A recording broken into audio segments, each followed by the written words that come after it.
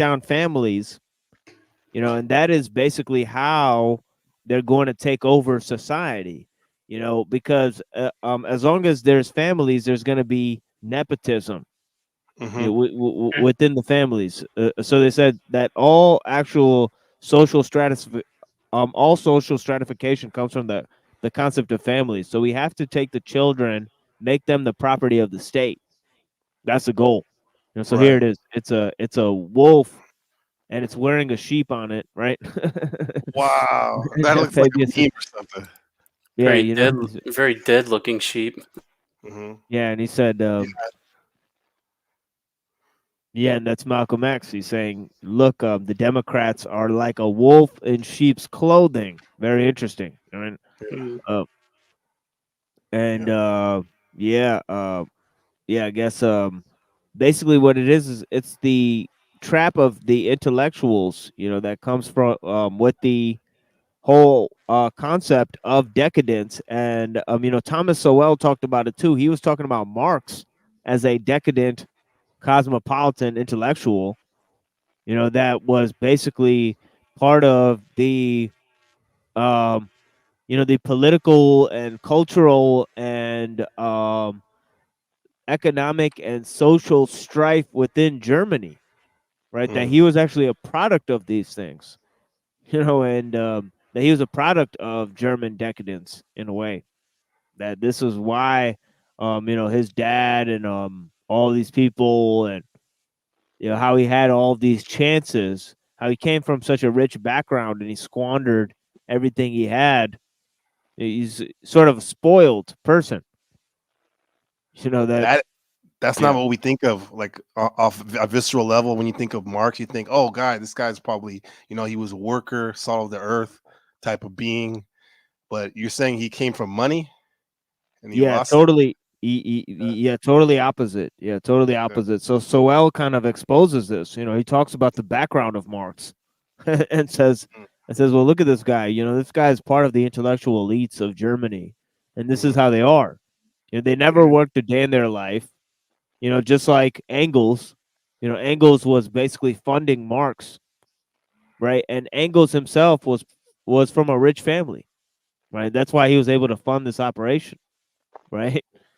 So the whole operation is funded by the elites, mhm. and Marx is famously he's actually related to the Rothschild family, right? But yeah, Wow. Mm, yeah, so it's interesting. He's part of the most elite of all time. Yet this is what he produces is this sort of rebellion against society, and it's a sort of common sort of rebellion. That only goes a hop, skip, and a jump away from the actual demands of the system itself. It's a theory that is within capitalism. It's firmly ensconced within capitalism. You need capitalism to have Marxism, right? It's just not coming out that Marx built his theory off of the same ideas that basically capitalist theory is based on, mm. What right? would you So, say his major tweak is from him? well, essentially, it's in the means of production, which are technological means. So really, he didn't really talk about nature or technology. What he talked about was the means of production, industry, and the worker and labor Hmm. and all of those things. So that's the only way that he really tweaked it. But all the essential elements are there: money and labor and work and all those types of things are essentially there. So he had to use capitalist theory, and Das Kapital and all these types of things. And he also has to presuppose large scale industry for his theory to work. Hmm. And what does the state So play into it? well the state um um has to be the one that takes care of the technology, Hmm. right? So see, this is the thing that Orwell saw as well, that large scale technologies, they have a they need a central authority in order to run them. For example, nuclear power, right? And therefore you have socializing influence, because you have the government producing technology that's run by the state in order to take care of social needs, Mm, right? yeah. So you have built-in socialism there. It's through the technology itself, right? Wow. Yeah. So so that's why leftism, statism, you know, uh transhumanism, the technological system and international government, and the cities that are basically the hub of international trade, these cities connect the, global sort of, technological system, because most of the international corporations, they function as pseudo governmental entities. Hmm. They're basically what they create is technologies that's bought by the states. For example, weapons contractors. They also create communication technologies, um, cyber security systems, and what have you. Hmm. So, they're responsible for a number of things. So, in a way, the system is interconnected that way. Where private security firms basically function as governmental entities. So we're basically living in an age of corporate socialism that's based on the use of large scale technologies, to run this sort of, corporate socialism. Mm. There's some esoteric information too out there about now machine lines. Do you think this is a stretch of another ism and that related to communism and socialism, Satanism? Oh yeah, yeah, Yeah. definitely. Marx was a Satanist, right? So, that's important to note that he was firmly in that sort of idea, Promethean Hmm. mold. He talked about Prometheus and the idea of ruling over nature, right? Also, Hegel talked about that. See, Marx was a Hegelian. He was part of a group called the Young Hegelians, and Hegel sort of saw the mind as the antithesis of nature itself. That mind, the creativity of mind is the antithesis of nature, where man is the mediation of both nature and mind. Mm. So he had this sort of Kabbalistic understanding of nature and man that sort of was very Promethean, in a way, in which we were supposed to usurp nature in a way through this mind, where mind is the mediator between man and nature, right? And that goes to a very sort of, Kabbalistic principle in which, you know, our rational self is basically God, right? Right. Not missing the mark. Yeah. Yeah. So so that is, and also Kaczynski mentions experts, the rule of experts, and this goes to many different ideas. One is the compartmentalization of knowledge over specialization, you know, um, and also the desacralization of knowledge, um, the separation of ourselves from nature, right? So we become separate from nature. Our knowledge becomes a category apart from nature, right? And then knowledge itself becomes desacralized as nature becomes desacralized. Mhm. Therefore, we think of ourselves and our knowledge separate from nature. We create categories for that knowledge, you know, which is the compartmentalization of knowledge into different specialties, the over specialization and the rule of experts, and then basically the common man now is just somebody who functions within a system, parts of information as a cog within the system, a cog in the wheel. Mhm. So he is one part of the entire system with his own specialized craft or whatever that he might use or do or participate in society through this. So this is the problem, is that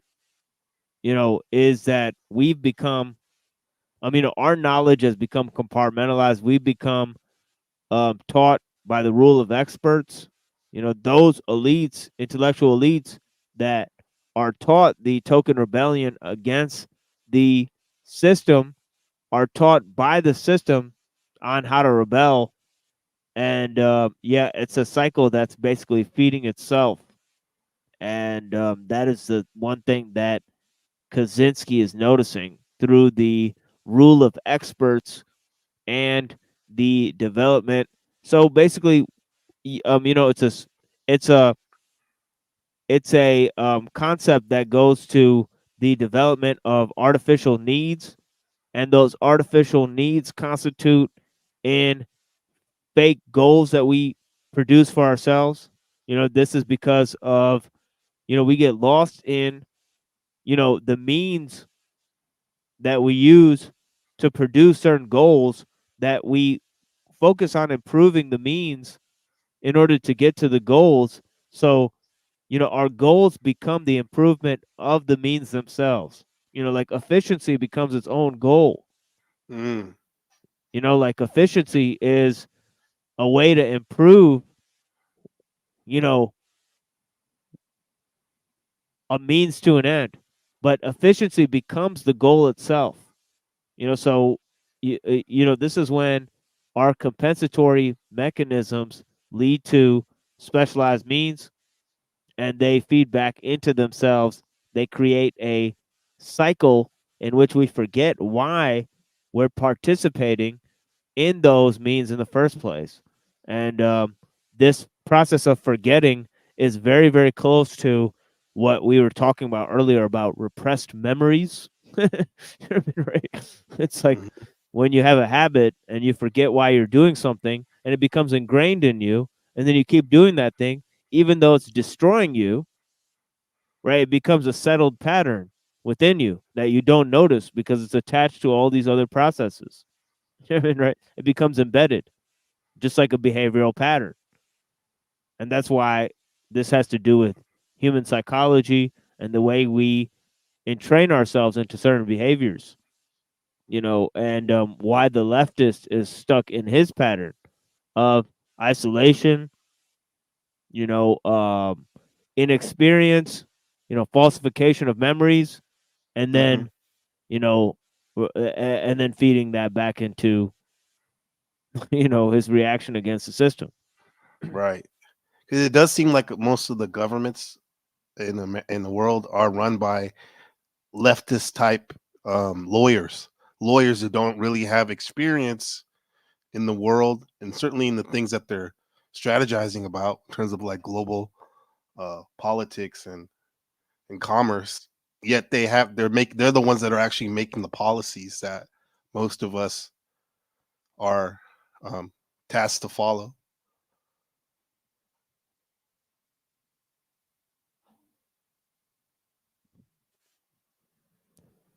Yeah, and I meant to mention this in the beginning, is this natalism concept, and what it has to do with Malthus, and also the technological system. So actually, the powers that be think that, you know for example, against the common idea. They thought that if you go ahead and create the circumstances for people to have more kids, they'll have more kids. But it seems like people in poverty are having more kids than rich people are. Right? One of the main deterrents against having kids is to be educated. Right? It seems like, and to be rich. Mhm. So that's the problem, is that those who live a modern, liberal, educated, elite lifestyle, they're less likely to have kids. It's a great irony of how Malthusas ended up wrong. So yeah. Yeah. I saw a video of a leftist girl on TikTok where she was talking about a coworker of hers said she was going to have a baby, and then this TikToker, she was disgusted. She's all, "How could any woman want to have a baby?" It's like it's crazy, bro. Yeah, you know, it's like it's a wonderful thing to have a baby. You know, I get it. Yeah. Things are expensive and whatnot, but the third world seems to find a way to make it happen. You know, and it's just wild, bro. Like you said, the more people get and think they get more intelligence, they're dumbing themselves down to common sense, first principles, natural law. Well, there's a Yeah. will, there's a way. Right. Yes, of course. Yeah, that's true. I think I think that's the problem today. A lot of people don't have the will to go and figure it out. Is the problem. You think because they're too comfortable, they don't want to strengthen their will or test it? Well, it could be that they're too comfortable, and plus they've been told that you should pursue a career first, and that should be your main priority as well. That's the other problem. They've been told Mm, career first. right. And sometimes they never get around to having a family. Well, a lot of cases nowadays, but yeah.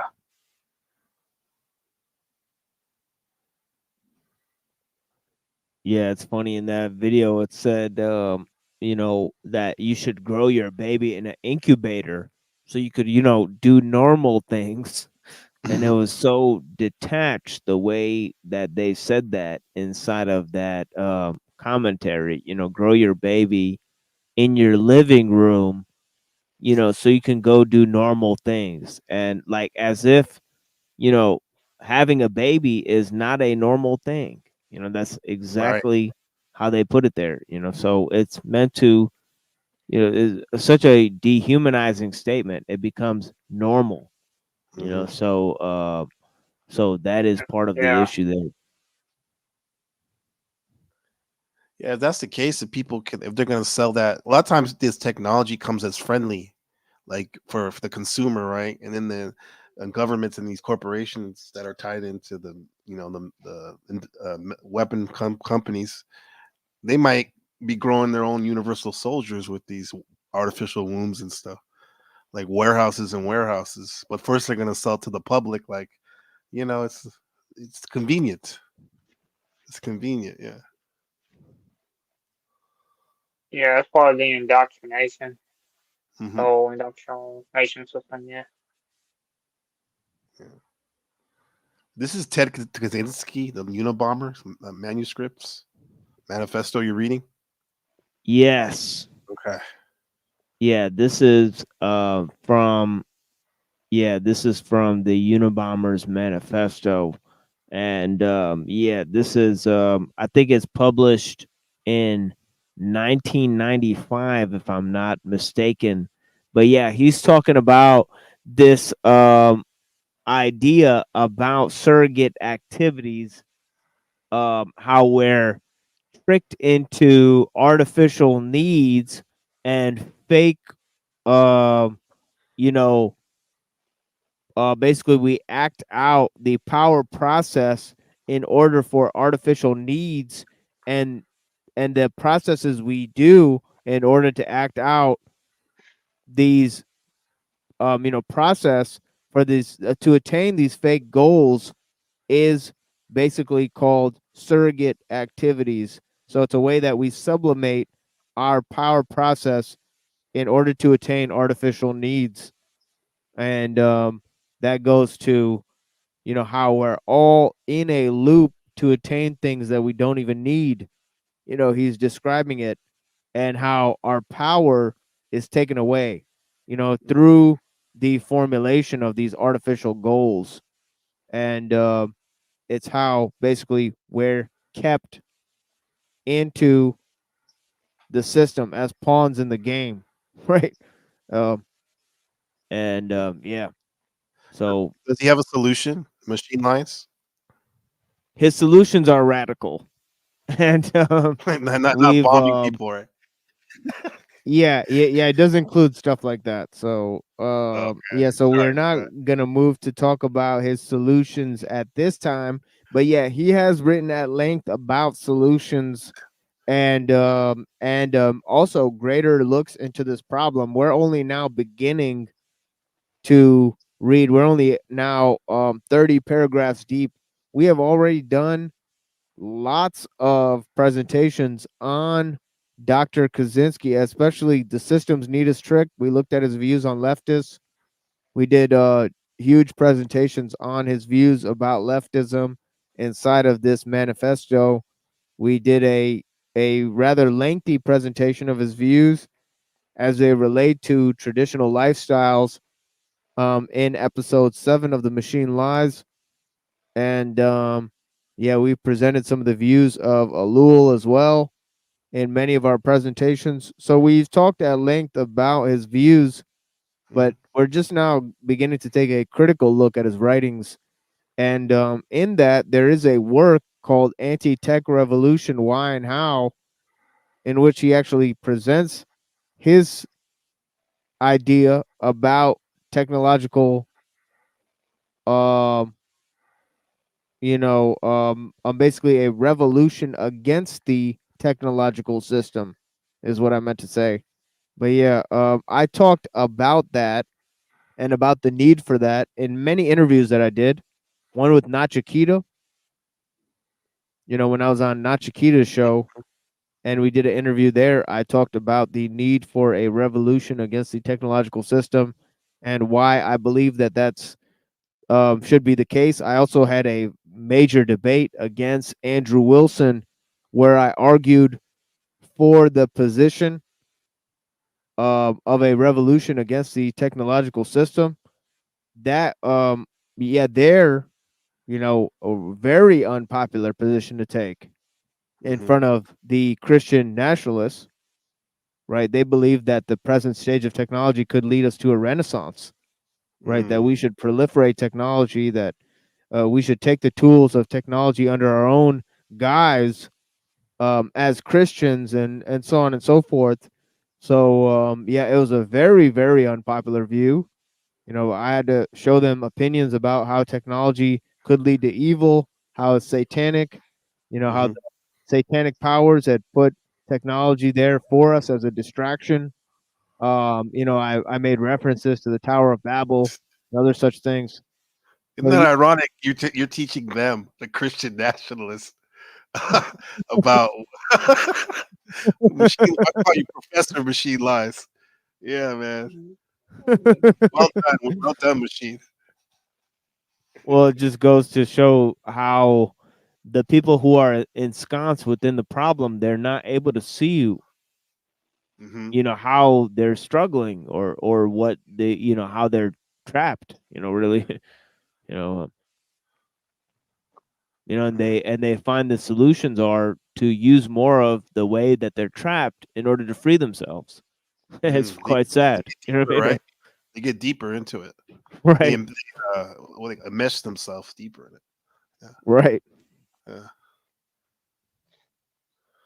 So it's a double bind, double-edged sword, as they say. Technology is a double-edged sword. Oh yeah, it's also a double bind, right? In that way.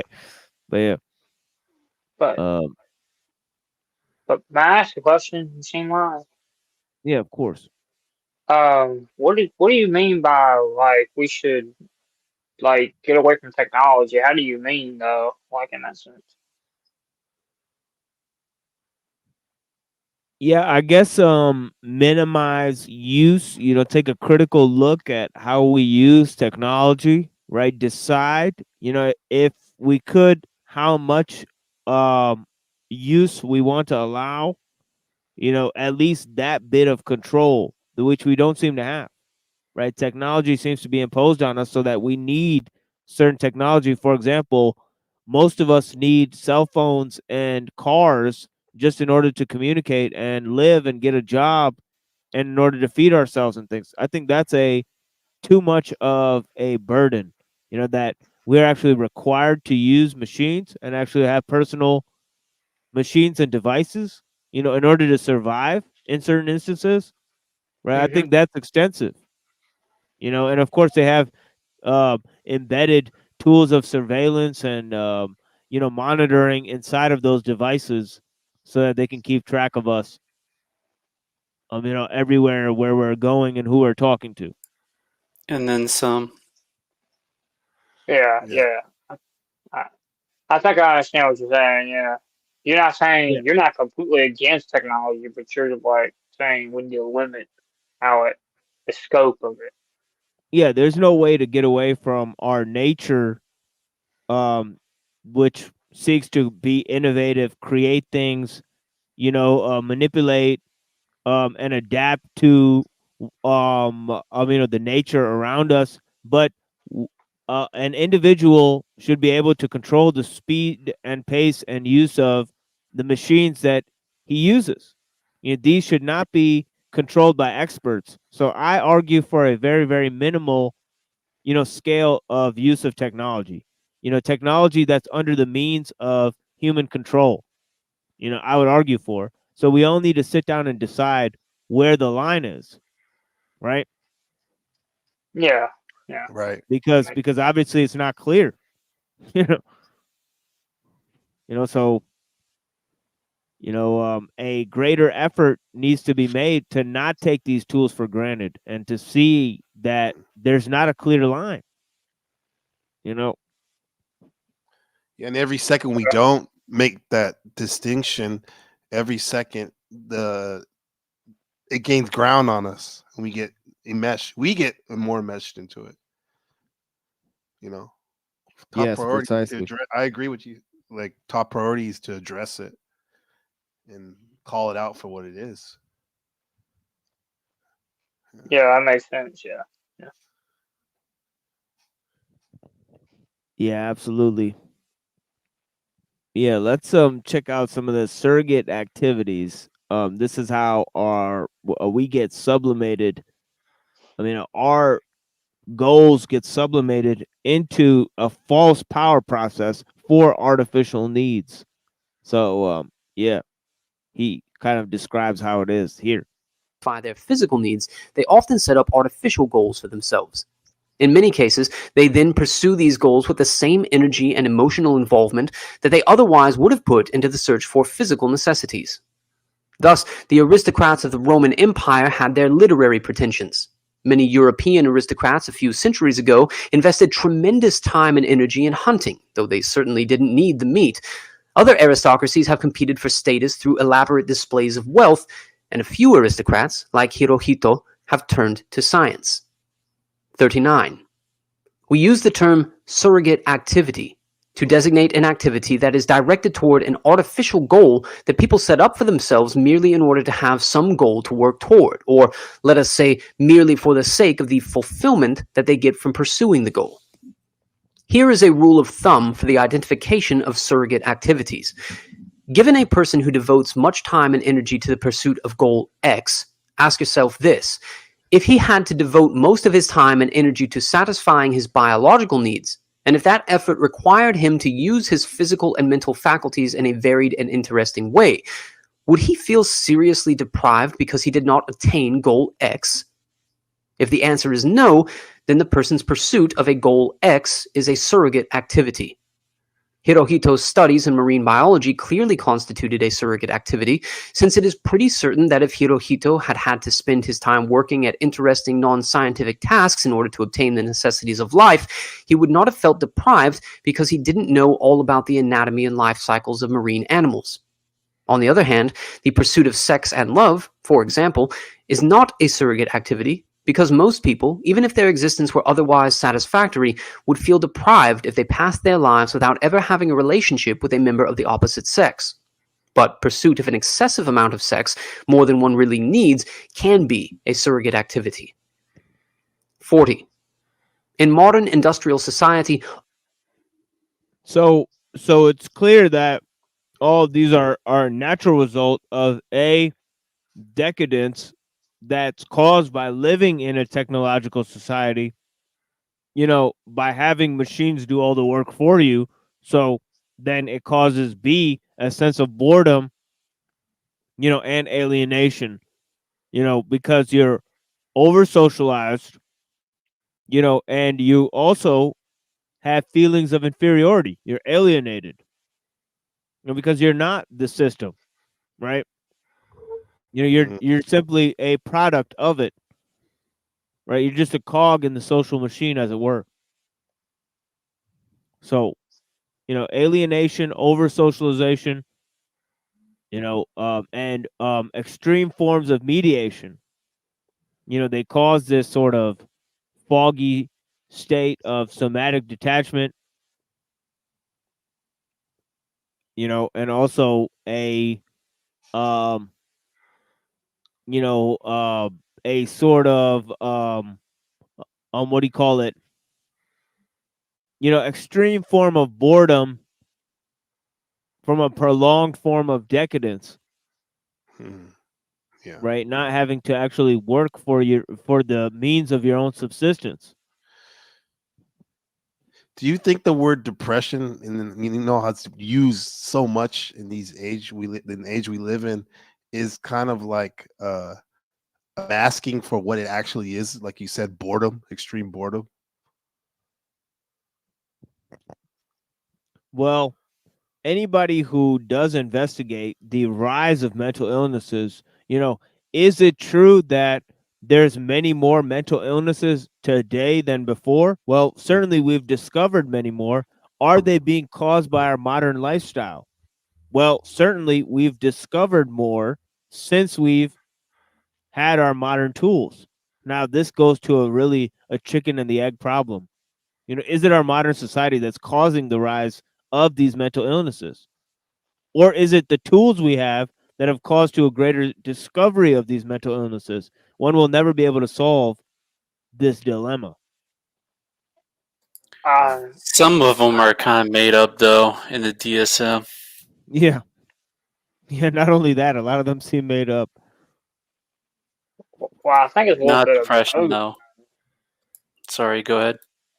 I think it's a little bit of both. Our modern society's caused a rise in mental illnesses, depending on what we're talking about specifically, and then it's also the technology that's caused some stuff. Yeah. Because I mean, these days we basically just decide to war off like our physical needs, and we decide to deny biology, and we pursue things that are like careers way too much, and not worry about the need of having a family and a connection and stuff, which is partially all due to technology too.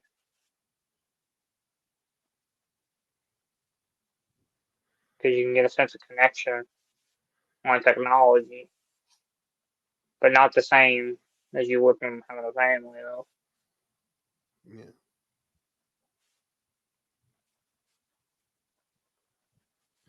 Yeah, even though I don't know if any of you guys have a big family, there you could probably feel detached and lonely even if you have a lot of family members, the way things are set up sometimes.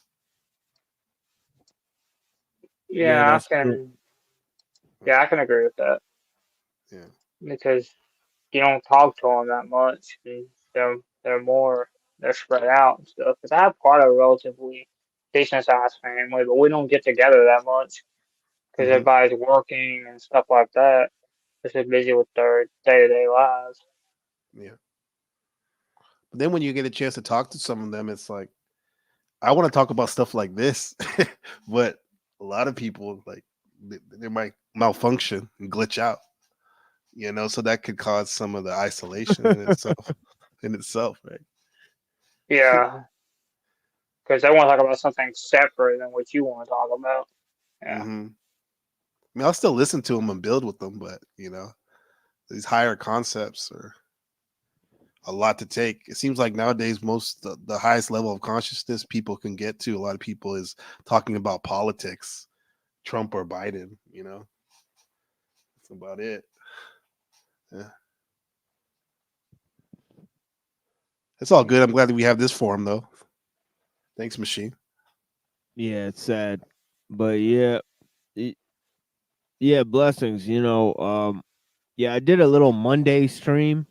Mhm. So yeah, after I start moving, I might start popping on here a little bit more. But yeah, I'm happy to have these discussions with you guys as well.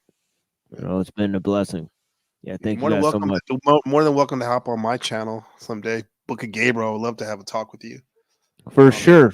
Yeah, anytime. I got you on the Twitter as Yeah. well. Just send me a message Right. anytime you feel like it. So no worries. Dope. Yeah, blessings. Dope. Yeah, of course. Respect. Anytime I got Much you. Yeah. love. Yep. Yeah, we'll definitely chop it up sometime. Yeah, blessings. Yeah, for all you guys, let this be known, this could be a first of many conversations between us. So yeah, Yeah. so it is what it is. That yeah, I'm here for now, Wednesday and Saturday, but yeah, I might start opening it up more as time goes on. I get more settled into what I'm doing because I'm just in the process of moving right now.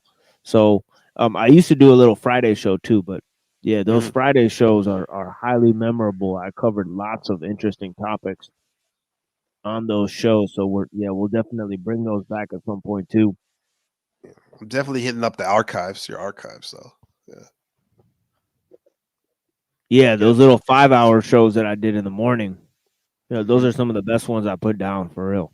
But yeah, that was back in the day. Only minimal effort is necessary to satisfy one's physical needs. It is enough to go through a training program to acquire some petty technical skill, then come to work on time and exert the very modest effort needed to hold a job. The only requirements are a moderate amount of intelligence and, most of all, simple obedience. If one has those, society takes care of one from cradle to grave. Yes, there is an underclass that cannot take the physical necessities for granted, but we are speaking here of mainstream society. Thus, it is not surprising that modern society is full of surrogate activities. These include scientific work, athletic achievement, humanitarian work, artistic and literary creation, climbing the corporate ladder, acquisition of money and material goods far beyond the point at which they cease to give any additional physical satisfaction, and social activism when it addresses issues that are not important for the activist personally, as in the case of white activists who work for the rights of non-white minorities. These are not always pure surrogate activities, since for many people they may be motivated in part by needs other than the need to have some goal to pursue. Yeah, it's so funny that the dream in today's society is to get paid for doing one of those surrogate activities. Right? Is that you get like literary creation, you like stream on the internet, you have you're climbing the corporate ladder, you're teaching people how to do it. You're engaged in some scientific research online, and people who are just making money, just making videos, just doing that stuff. That the dream is actually to get paid for doing stuff that is a surrogate activity. That's essentially a hobby. That you're producing, you're involved in, that you don't actually benefit from, and it's a side goal to what actually society is actually doing. So it it has no added value at the end of the day. So So that is such a interesting aspect that you know that people the they have fake goals, artificial needs. They're engaged in surrogate activities. I mean, most people don't see it that way. They think that what they're doing is of extreme value. That they're going and doing things and creating value in the society. And most people that have a job think this. Right. I've seen it as a Yeah. teacher too, because I teach English out here in Taiwan, and I taught at different schools. And some of the schools, especially the ones that are owned by some of the local Taiwanese who don't know English very well, their school is basically kind of like only a flex. So it's definitely a surrogate activity, even though you're teaching kids how to say the words and the definition, but really they're not gonna. A lot of them aren't gonna retain it, and it's like a busy work, just to say like, oh, my child went to this so and so school to learn English, and you know, and so I'm definitely gonna start to really look to see all the surrogate activities I see around me, and try to, so I like that word, surrogate activity, surrogate activities. Yeah, surrogate activity, artificial needs. You know, you know, that is a such an interesting word too. Mhm. Also, I like the word compensatory mechanism Hmm. because it's like how you try to fix something that is to make up for something that's already a problem. It's like Hmm. it's a funny word. It's like you try to compensate for something. You try to create a process that's a solution for something Mhm. that is essentially a problem that you created. So it's a little bit of the snake eating its own tail. So you, so some of that it gets to really irony. Hmm. The ironic nature of technology and our own sense of boredom that's supposed to free us up to do all these things. And what's the effect? Well, people are bored. you know, I know. Yeah. you know. Yeah. To really think. I have to wonder what actual jobs are now. What's actually needed. Wait, I'm sorry. You gotta have to say that again, my friend. I want to. I want to think more about what is actually needed now. What's the job? Because Mhm. Yeah, if that y- counts,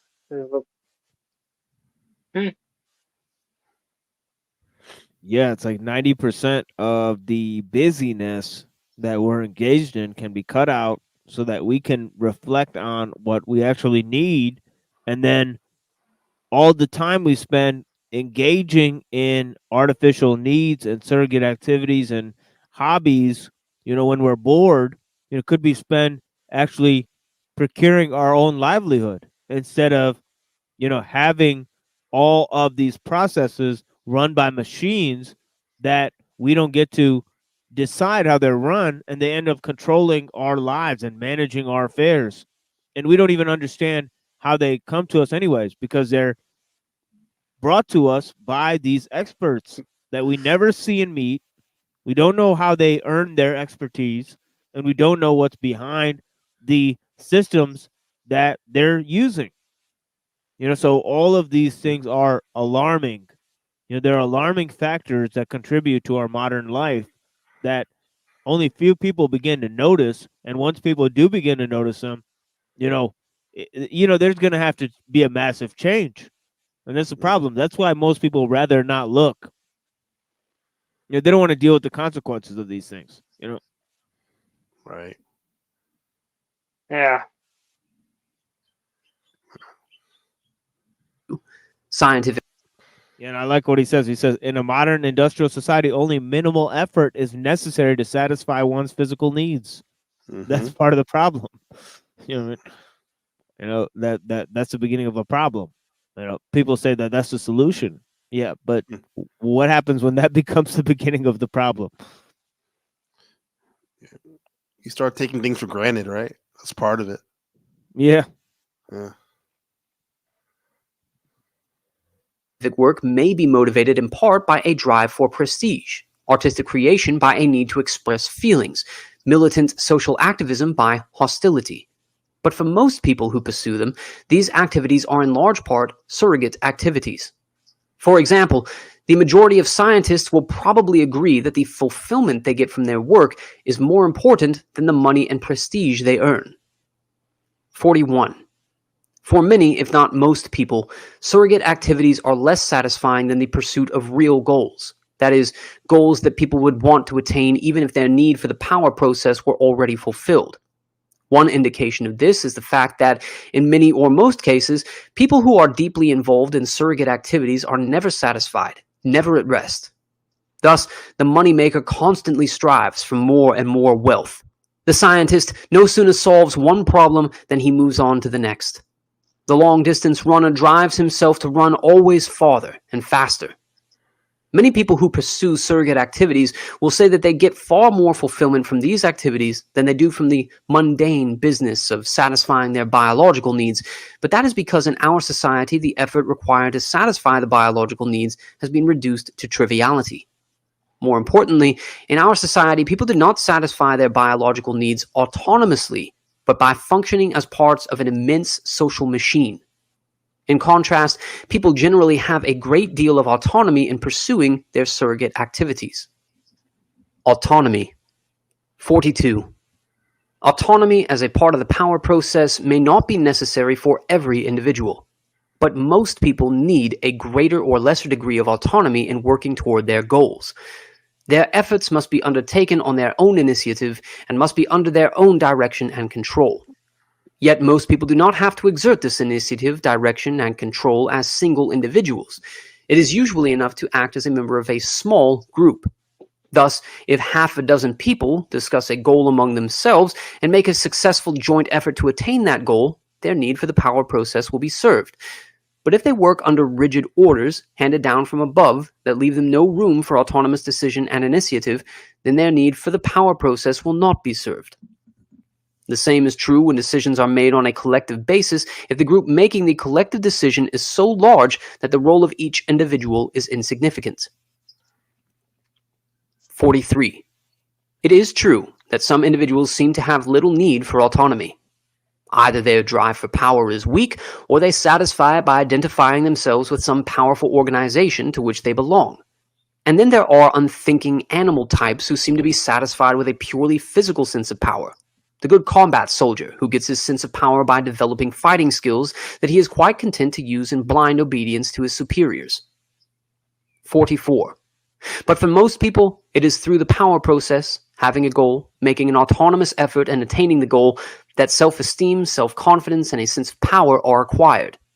When one does not have an adequate opportunity to go through the power process, the consequences are, depending on the individual and on the way the power process is disrupted, boredom, demoralization, low self-esteem, inferiority feelings, defeatism, depression, anxiety, guilt, frustration, hostility, spouse or child abuse, insatiable hedonism, abnormal sexual behavior, sleep disorders, eating disorders, etc.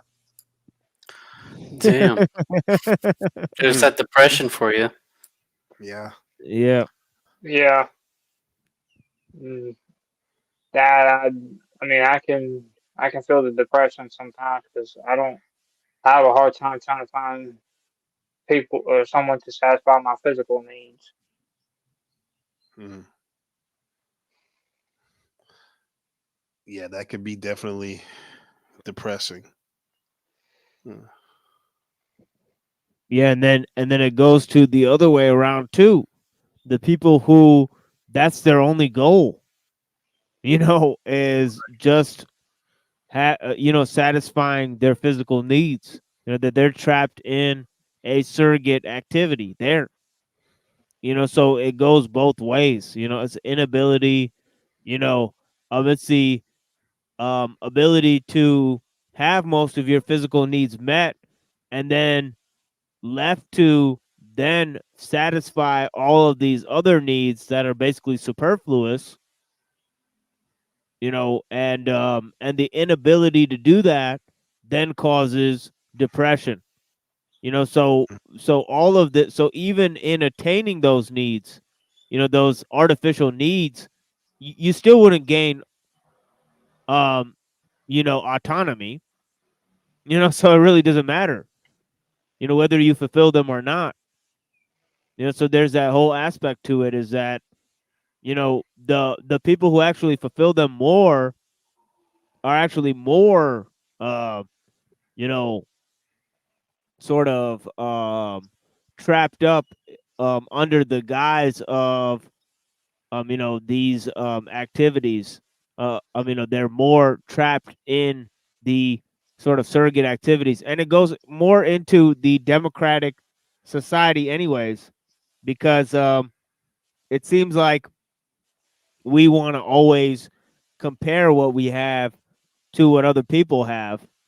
So there's this idea in which there's a equality, but there's also a freedom, and Tocqueville talks about this, that this engenders a sort of hostility towards the common man, that they all have they all sort of blame each other for what's going on. They feel isolated as individuals, so yet they feel part of the herd, if you will. So there's a sort of process in which everybody blames each other, but nobody takes responsibility in a democratic society. And that's because of everybody's free to do whatever they want, but the way they do it is the same because they're equal. So freedom and equality seem to be self-defeating in a way. The way they sort of meet each other, and the best sort of decisions in a democratic society are made in a small group. The best way to have democracy, have your voice be heard, is when democracy functions in a small group. Everybody comes to a consensus and agrees. But within a great big mass of people, the democratic process, the individual is less and less valuable, right? During a collective decision. So in large groups, it seems like that's where democracy is more required, but that's where it really blots out the individual. It's the irony of it all. But yeah. Hey, Machine Lines, I want to go hang out with my son. I appreciate you letting me on the panel, and I'll talk to you soon. And peace to everyone on the panel. Yeah. Of course, yeah. We're ending here in 30 minutes anyways. But yeah, thank you so much for joining, friend. Blessings, yeah. Thank you, Machine. Be easy, guys. Yep, have a good one, man. Peace to you too. Yeah, thank you for joining. Prayers, friend. Yeah, that's our friend from Taiwan. Yeah, nice to see him as always. Yeah, we get people from all around the world here. We get people from Israel and Taiwan. It's it's a great blessing. But yeah, let's check a little bit more of this out, and then we'll close this out in terms of this episode. I have some material that I'll show you guys. Thank you so much. Some of it's a little bit shocking, a little random panel that we did on Monday, but yeah, we'll see what happens.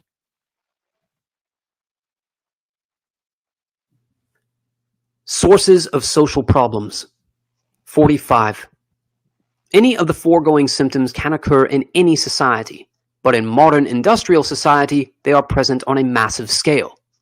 We aren't the first to mention that the world today seems to be going crazy. This sort of thing is not normal for human societies. There is good reason to believe that primitive man suffered from less stress and frustration and was better satisfied with his way of life than modern man is. It is true that not all was sweetness and light in primitive societies. Abuse of women was common among the Australian Aborigines. Transsexuality was fairly common among some of the American Indian tribes. But it does appear that, generally speaking, the kinds of problems that we have listed in the preceding paragraph were far less common among primitive peoples than they are in modern society. 46. We attribute the social and psychological problems of modern society to the fact that society requires people to live under conditions radically different from those under which the human race evolved, and to behave in ways that conflict with the patterns of behavior that the human race developed while living under the earlier conditions. It is clear from what we have already written that we consider lack of opportunity to properly experience the power process as the most important of the abnormal conditions to which modern society subjects people. But it is not the only one. Before dealing with disruption of the power process as a source of social problems, we will discuss some of the other sources. 47. Among the abnormal conditions present in modern industrial society are excessive density of population, isolation of man from nature, excessive rapidity of social change, and the breakdown of natural small-scale communities such as the extended family, the village, or the tribe. 48. It is well known that crowding increases stress and aggression. The degree of crowding that exists today and the isolation of man from nature are consequences of technological progress. All pre-industrial societies were predominantly rural. The Industrial Revolution vastly increased the size of cities and the proportion of the population that lives in them, and modern agricultural technology has made it possible for the Earth to support a far denser population than it ever did before. Also, technology exacerbates the effects of crowding because it puts increased disruptive powers in people's hands. For example, a variety of noise-making devices, power mowers, radios, motorcycles, etc. If the use of these devices is unrestricted, people who want peace and quiet are frustrated by the noise. If their use is restricted, people who use the devices are frustrated by the regulations. But if these machines had never been invented, there would have been no conflict and no frustration generated by them. 49. For primitive societies, the natural world, which usually changes only slowly, provided a stable framework and therefore a sense of security. In the modern world, it is human society that dominates nature, rather than the other way around, and modern society changes very rapidly owing to technological change. Thus, there is no stable framework. 50. The conservatives are fools. They whine about the decay of traditional values, yet they enthusiastically support technological progress and economic growth. Apparently, it never occurs to them that you can't make rapid, drastic changes in the technology and the economy of a society without causing rapid changes in all other aspects of the society as well, and that such rapid changes inevitably break down traditional values. 51. The breakdown of traditional values to some extent implies the breakdown of the bonds that hold together traditional small-scale social groups. The disintegration of small-scale social groups is also promoted by the fact that modern conditions often require or tempt individuals to move to new locations, separating themselves from their communities.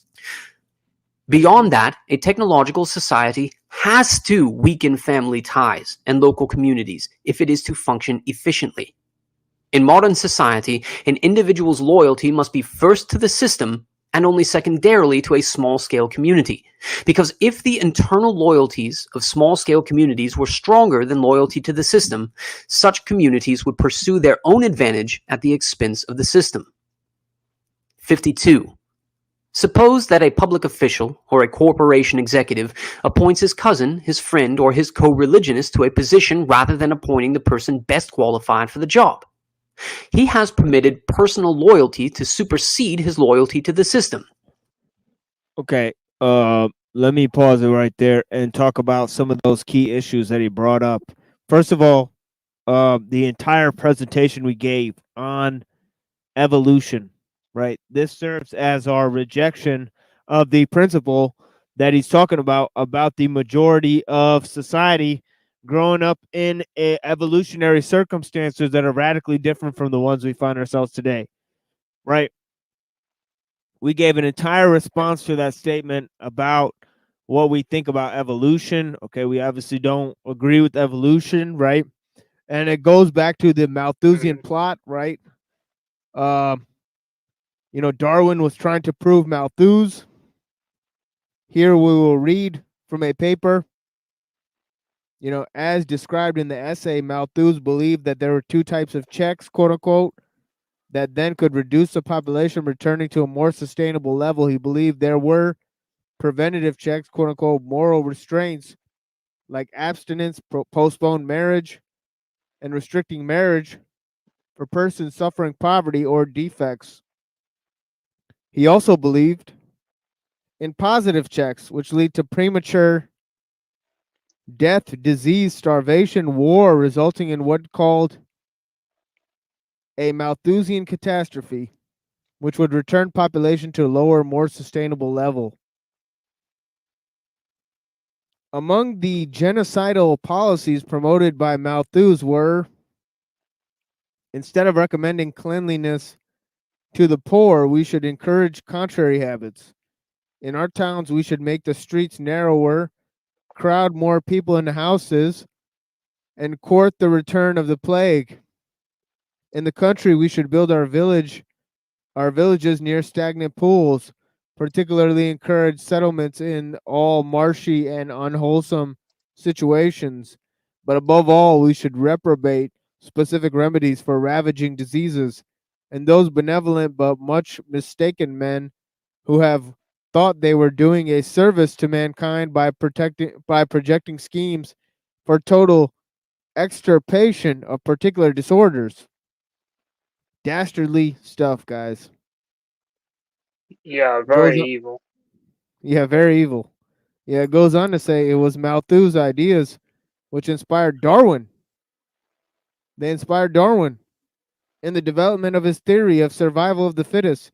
Darwin explained in his autobiography in October 1838, that is 15 months after I had begun systematic inquiry, I happened to read for the amusement Malthus on population, and being well prepared to appreciate the struggle for existence which everywhere goes on from long continued observation of the habits of animals and plants, if at once struck me that under these circumstances favorable variations would tend to be preserved and unfavorable ones to be destroyed.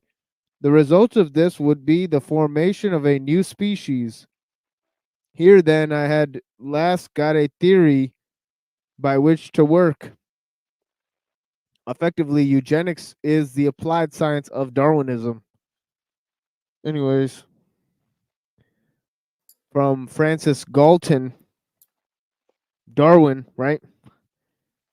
Who there coined the concept, and he was a member of the Darwin family. But anyways, Yep. That pill eater reference to that Peter Coffin video called Less Sucks goes over a lot of it from more of a communist standpoint, I think.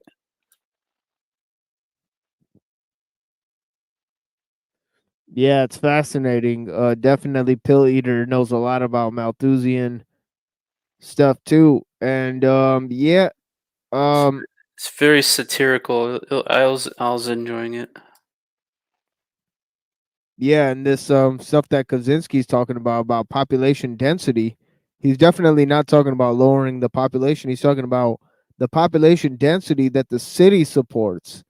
So the city supporting crowding and population density, and that is exactly what Malthus was talking about as a positive check in order to reduce the population.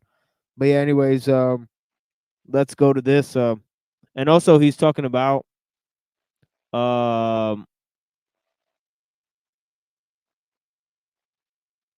you know, lessening people's ability to have traditional family situations also. So Kaczynski is already picking up on this, as did many sociologists who studied life in cities and populated cities, right? Anyways, Yeah, And there's more. is wait, I'm 'Cause it's sorry, what more was that, expensive friend? to live. It's more expensive to live in those populated cities, so it would Right, make it more difficult to have traditional families.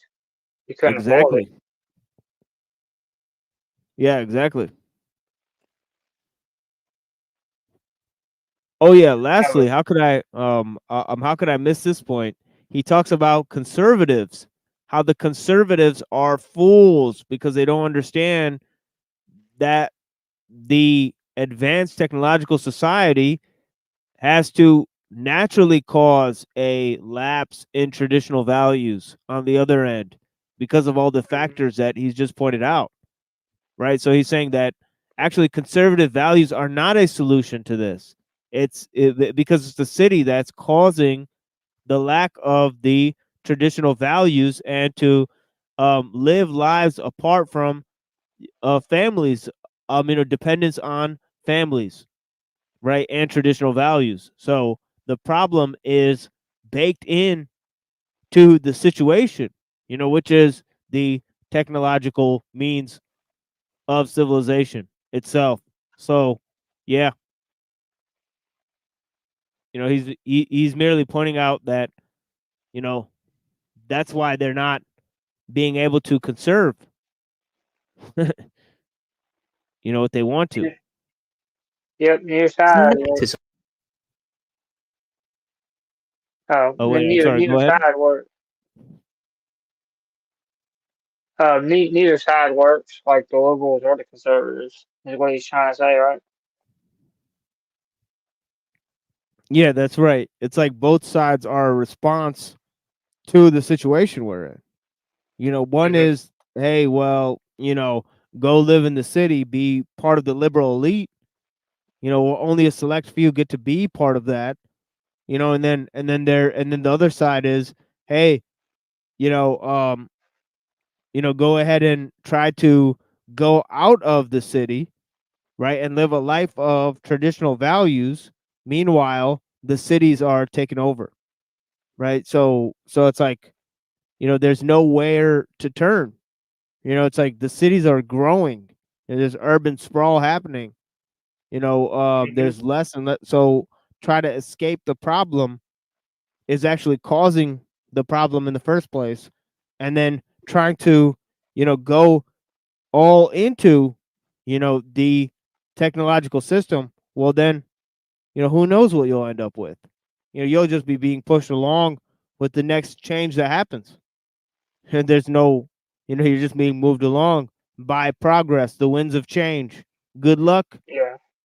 Hope you don't get swept, aside. Hmm. Or discrimination, both of which are terrible sins in modern society. Would-be industrial societies that have done a poor job of subordinating personal or local loyalties to loyalty to the system are usually very inefficient. Look at Latin America. Thus, an advanced industrial society can tolerate only those small-scale communities that are emasculated, tamed, and made into tools of the system. 53. Crowding, rapid change, and the breakdown of communities have been widely recognized as sources of social problems. But we do not believe they are enough to account for the extent of the problems that are seen today. 54. A few pre-industrial cities were very large and crowded, yet their inhabitants do not seem to have suffered from psychological problems to the same extent as modern man. In America today, there still are uncrowded rural areas, and we find there the same problems as in urban areas, though the problems tend to be less acute in the rural areas. Thus, crowding does not seem to be the decisive factor. 55. On the growing edge of the American frontier during the 19th century, the mobility of the population probably broke down extended families and small-scale social groups to at least the same extent as these are broken down today. In fact, many nuclear families lived by choice in such isolation, having no neighbors within several miles, that they belong to no community at all, yet they do not seem to have developed problems as a result. 56.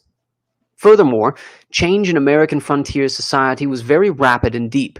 A man might be born and raised in a log cabin outside the reach of law and order and fed largely on wild meat, and by the time he arrived at old age, he might be working at a regular job and living in an ordered community with effective law enforcement.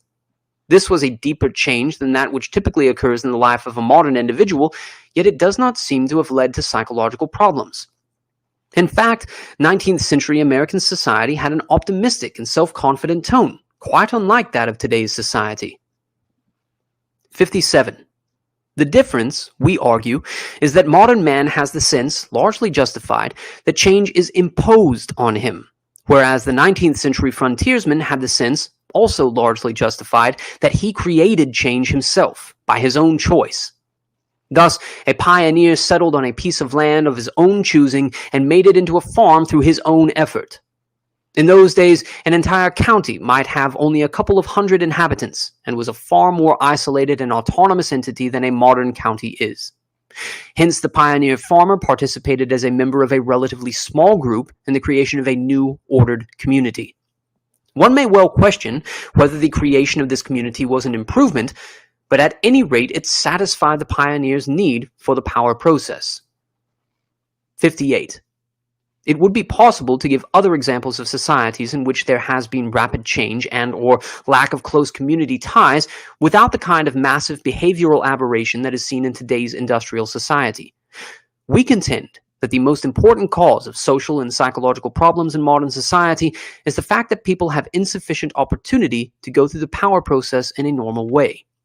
We don't mean to say that modern society is the only one in which the power process has been disrupted.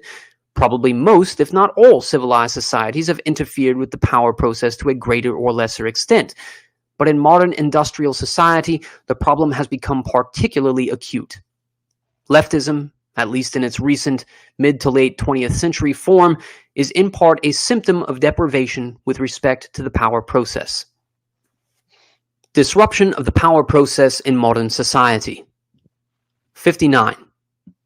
We divide human drives into three groups. 1. Those drives that can be satisfied with minimal effort. 2. Those that can be satisfied but only at the cost of serious effort. 3. Those that cannot be adequately satisfied no matter how much effort one makes. The power process is the process of satisfying the drives of the second group. The more drives there are in the third group, the more there is frustration, anger, eventually defeatism, depression, etc. 60. In modern industrial society, natural human drives tend to be pushed into the first and third groups, and the second group tends to consist increasingly of artificially created drives. 61. In primitive societies, physical necessities generally fall into group 2. They can be obtained, but only at the cost of serious effort. But modern society tends to guarantee the physical necessities to everyone in exchange for only minimal effort. Hence, physical needs are pushed into group 1. There may be disagreement about whether the effort needed to hold a job is minimal, but usually, in lower to middle level jobs, whatever effort is required is merely that of obedience. You sit or stand where you are told to sit or stand, and do what you are told to do in the way you are told to do it. Seldom do you have to exert yourself seriously, and in any case, you have hardly any autonomy in work, so that the need for the power process is not well served. 62. Social needs, such as sex, love, and status, often remain in group 2 in modern society, depending on the situation of the individual. But, except for people who have a particularly strong drive for status, the effort required to fulfill the social drives is insufficient to satisfy adequately the need for the power process. 63. So certain artificial needs have been created that fall into group 2, hence serve the need for the power process. Advertising and marketing techniques have been developed that make many people feel they need things that their grandparents never desired or even dreamed of. It requires serious effort to earn enough money to satisfy these artificial needs, hence they fall into group 2. Modern man must satisfy his need for the power process largely through pursuit of the artificial needs created by the advertising and marketing industry and through surrogate activities. Okay, now this is a key point, is that the use of social techniques becomes desirable and necessary in order to control and mediate the activities of the people, because those activities themselves are based on these artificial needs. You know, the surrogate activities are based on the artificial needs. So you need social techniques in order to manage those needs, right? Because those needs are basically created, you know, they're artificially created, right? So they have to be generated in the people. So, in other words, social techniques become another way for experts.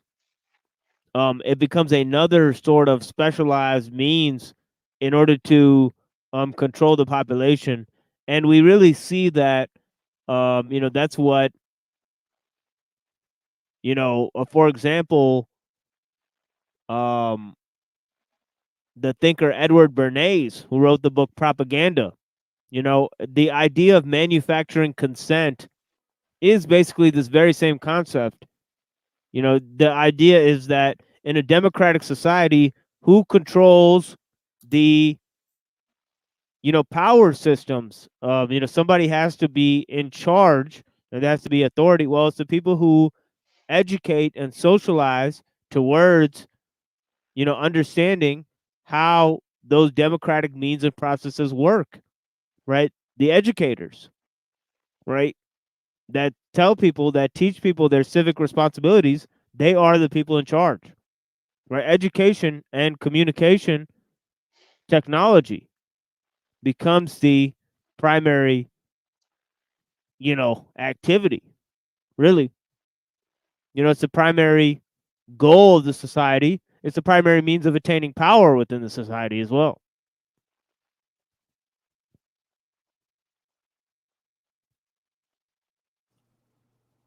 Yeah. 64. It seems that, for many people, maybe the majority, these artificial forms of the power process are insufficient. A theme that appears repeatedly in the writings of these social critics of the second half of the 20th century is the sense of purposelessness that afflicts many people in modern society.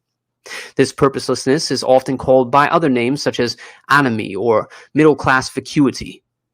We suggest that the so-called identity crisis is actually a search for a sense of purpose, often for commitment to a suitable surrogate activity. It may be that existentialism is in large part a response to the purposelessness of modern life. Very widespread in modern society is the search for fulfillment. But we think that for the majority of people, an activity whose main goal is fulfillment, that is, a surrogate activity, does not bring completely satisfactory fulfillment. In other words, it does not fully satisfy the need for the power process. That need can be fully satisfied only through activities that have some external goal, such as physical necessities, sex, love, status, revenge, etc. 65. Moreover, where goals are pursued through earning money, climbing the status ladder, or functioning as part of the system in some other way, most people are not in a position to pursue their goals autonomously. Most workers are someone else's employee and, as we pointed out in paragraph 61, must spend their days doing what they are told to do in the way they are told to do it. Even most people who are in business for themselves have only limited autonomy. It is a chronic complaint of small business persons and entrepreneurs that their hands are tied by excessive government regulation. Some of these regulations are doubtless unnecessary, but for the most part, government regulations are essential and inevitable parts of our extremely complex society. A large portion of small business today operates on the franchise system. It was reported in the Wall Street Journal a few years ago that many of the franchise-granting companies require applicants for franchises to take a personality test that is designed to exclude those who have creativity and initiative, because such persons are not sufficiently docile to go along obediently with the franchise system. This excludes from small business many of the people who most need autonomy. 66. Today, people live more by virtue of what the system does for them or to them than by virtue of what they do for themselves. And what they do for themselves is done more and more along channels laid down by the system. Opportunities tend to be those that the system provides. The opportunities must be exploited in accord with the rules and regulations, and techniques prescribed by experts must be followed if there is to be a chance of success. 67. Thus, the power process is disrupted in our society through a deficiency of real goals and a deficiency of autonomy in the pursuit of goals. But it is also disrupted because of those human drives that fall into group 3. the drives that one cannot adequately satisfy no matter how much effort one makes. One of these drives is the need for security. Our lives depend on decisions made by other people. We have no control over these decisions, and usually we do not even know the people who make them. We live in a world in which relatively few people, maybe 500 or 1,000, make the important decisions. Philip B. Hyman of Harvard Law School, quoted by Anthony Lewis, New York Times, April 21, 1995. Our lives depend on whether safety standards at a nuclear power plant are properly maintained, on how much pesticide is allowed to get into our food, or how much pollution into our air, on how skillful or incompetent our doctor is. Whether we lose or get a job may depend on decisions made by government economists or corporation executives, and so forth. Most individuals are not in a position to secure themselves against these threats to more than a very limited extent. The individual's search for security is therefore frustrated, which leads to a sense of powerlessness. 68. It may be objected that primitive man is physically less secure than modern man, as is shown by his Okay. That's where we'll leave it, is at the sense of powerlessness because of the use of artificial needs, the use of compensatory mechanisms in order to manage those needs, the rule of experts, the specialization of means by those experts, and the loss of our own mediation of our own power process, right? And the management of our own goals and affairs as a result. But yeah, that will conclude our segment today. I'm going to go around this panel and have everyone give a little closing statement before I say goodbye to my people here. Blessings. James, what do you got for us? Well, first off, thank you for allowing me on the panel. Thank y'all for listening to me out there, folks that are out there. I don't know. I feel like these systems just need to be taken down and kind of restructured back to the way it used to be before. Well, at least as far as America, as far as how the founding fathers intended it to be. So yeah, I guess that's my final closing statement. Yeah, thank you so much, James. Blessings, dude. It's a pleasure talking to you again. And also, yes, absolutely. We need to restructure the systems, take it back to the beginning, take a look at what the founding fathers were putting forward because they were smart. We need to take it back to look at what autocratic government is like that was a foundation behind the technocratic state. So if we could go dial it back to how it all started and look at the foundation of everything, of course, yes, that's going to be a brilliant way to start. So yeah, thank you so much, brother James. Blessings. Thanks for joining Yes, us. sir. Blessings to you too. Yes, sir. Yeah, for sure. We'll be back on Wednesday. So yeah, love to have you here again. You have a blessed night, my friend. You too. Have a blessed one. Long Wolf. I'm gonna say Long Wolf. I think that's Rendon and Long Wolf, but Yeah, thank you, have my friend. Blessings. Yes, peace. I'm praying for you, my friend. yes. I'll keep you on my thoughts too. Machine lines. Yeah, thank you, my friend. Yeah. And how about you, Reddington? It's just funny that I was thinking about Edward Bernays actually, and then you brought him up, so it was kind of funny. Yeah, it's crazy. Propaganda by Edward Bernays and Propaganda by Jacques Ellul, which he wrote as the sister work to the Technological Society. Interesting stuff, Yep. Yeah, techniques to govern the herd, mass techniques to govern the herd. But yeah, thank you guys. I'm going to throw you guys in the back here and give a little closing myself. Blessings. But yeah, here on the Machine Lives, we're touching on different subjects. Plantinga, the ideas of evolution that brought us to that special paragraph where Kaczynski mentions evolution and those ideas. So yeah, we're gonna be talking about Plantinga some more maybe in our next talk. We'll open it up with some concepts. We're also going to be moving into looking at the thoughts of Richard Rorty and pragmatism, and we'll be looking at some more of the ideas of Kaczynski as well. So, yeah, we really had a banger of an episode here, had many different views and opinions, many different guests, heavy hitters came through here to talk on the panel, even though we've had a sort of um,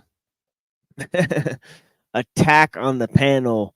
Not many people have been dissuaded to come and talk to us, and we're making lots of new friends.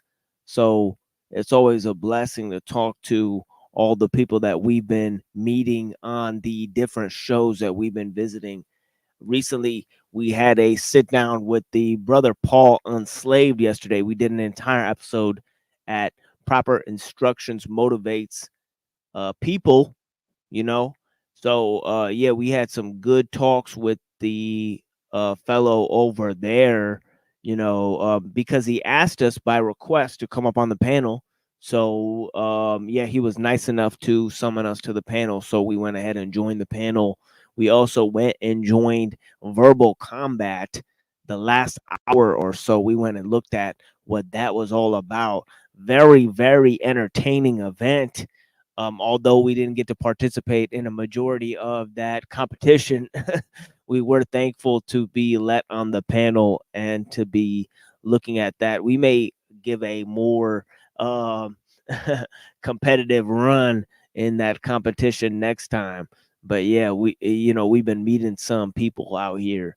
But yeah, the thoughts of Dr. Kaczynski and also Jacques Ellul that we'll be moving into are some of the foundational critiques of the technological system. And we've been looking at ideas critical to technology. We covered a little bit of philosophy of mind, those spooky concepts. We looked at ideas on the fringe of science and with Sarah of mindful exposures, and on the fringe of art and culture with our friend Pill Eater. So yeah, we had a very interesting time with you guys. But yeah, we will be returning on Wednesday, right? To bring you guys more of this. But yeah, thank you for joining us here on The Machine Lies, where we talk about the lies of the machine on the machine that lies. And I hope you have clarity to see through the lies, my friends.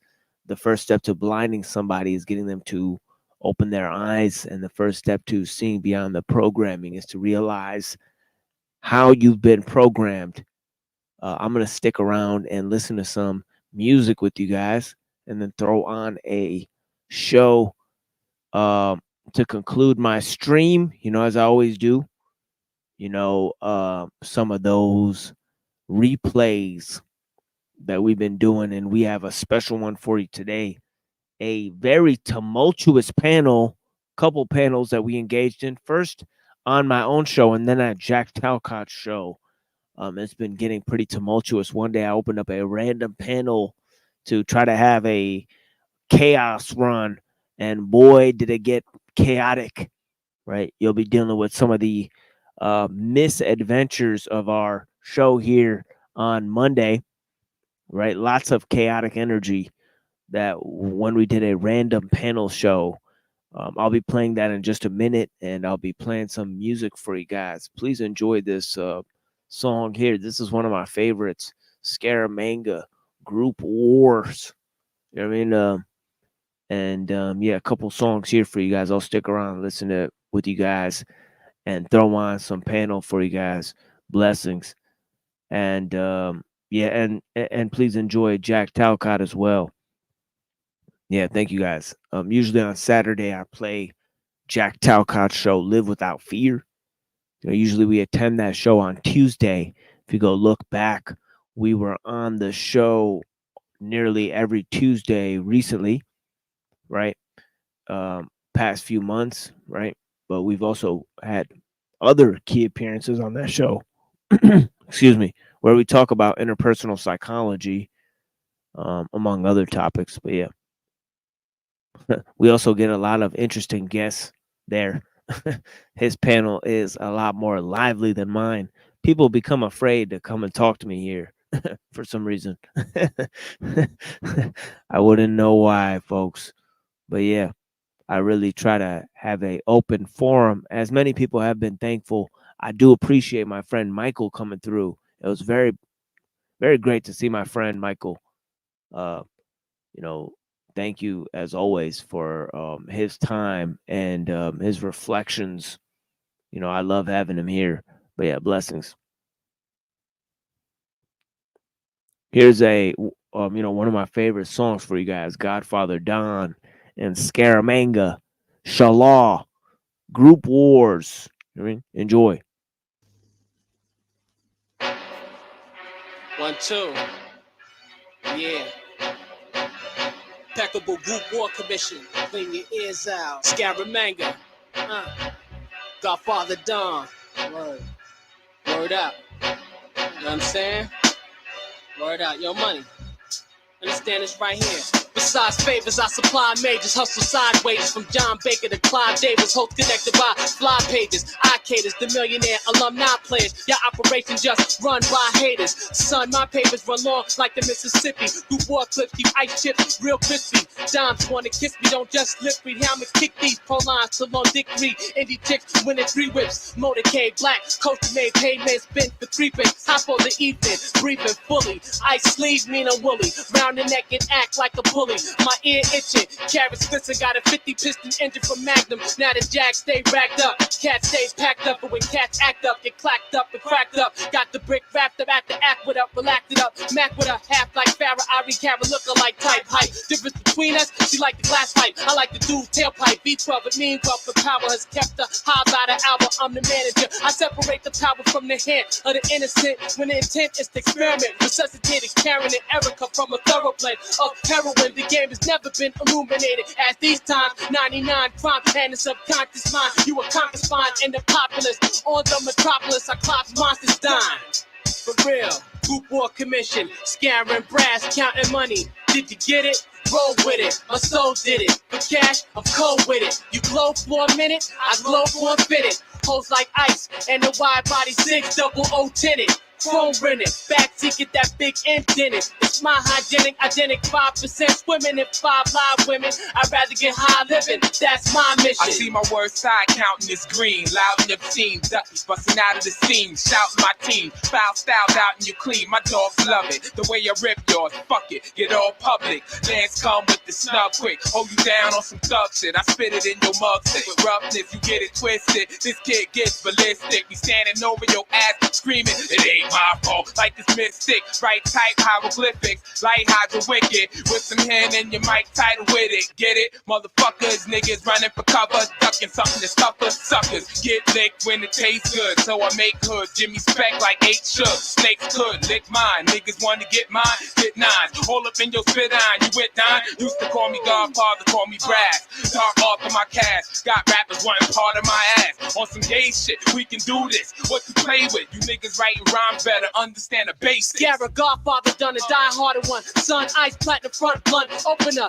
Do you know who's scoping your only flow with my fellow heirs? Mellow, debonair, Fred Astaire, type millionaire, billionaire, inherited, plaque official, merited, derringer, straight direct stare. Compared to the sun, I hurt your eyes, cover them, bubble from, holding new chips, blowing new whips, out at 170, wings heavenly, pumping my melody, remix, D-Wit, motherfuckers y'all never be with, or PCC with a fiendish dream. Just a scheme till you believe it, achieve it, chance get left sleeveless. I eat with pigs, sharks, and elephants, but hard I never been in doubt. My pen clout, make men been out. I spin out like a NASCAR, as far as Vermont, my swerve on gets hurt on. Work on, y'all slept on, worked on the posse cut. Even bitches envy my riches, I'm a flossiness, so copy these cuts, so y'all can copy us. I do this for in God we trust, a lie be dust, y'all slob the guts, my job to bust, and that painfully obvious. Poppy plus, I never rock this unless it's properly crushed. DWC got hot property, monopoly lust. You know it's first, last, and third, yo, it gotta be us. Scaring brass, counting money, did you get it?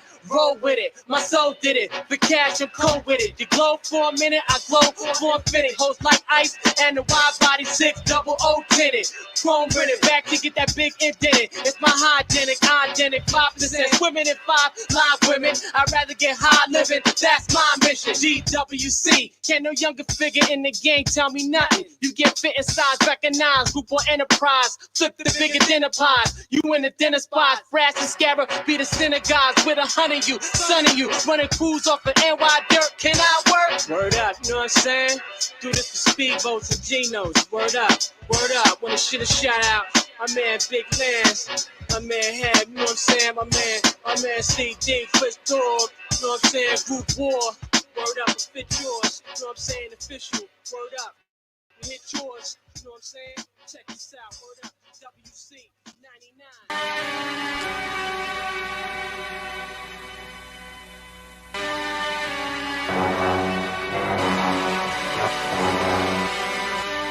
Ayo, New York tracks, keep me fat like that. I exercise with fitness to support my back. It's going on, black, and I'm out to get mines.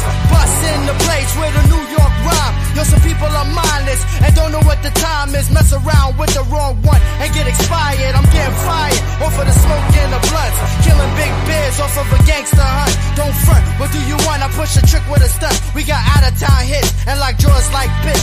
Cause I flex with a polo around my wrist. Nothing change.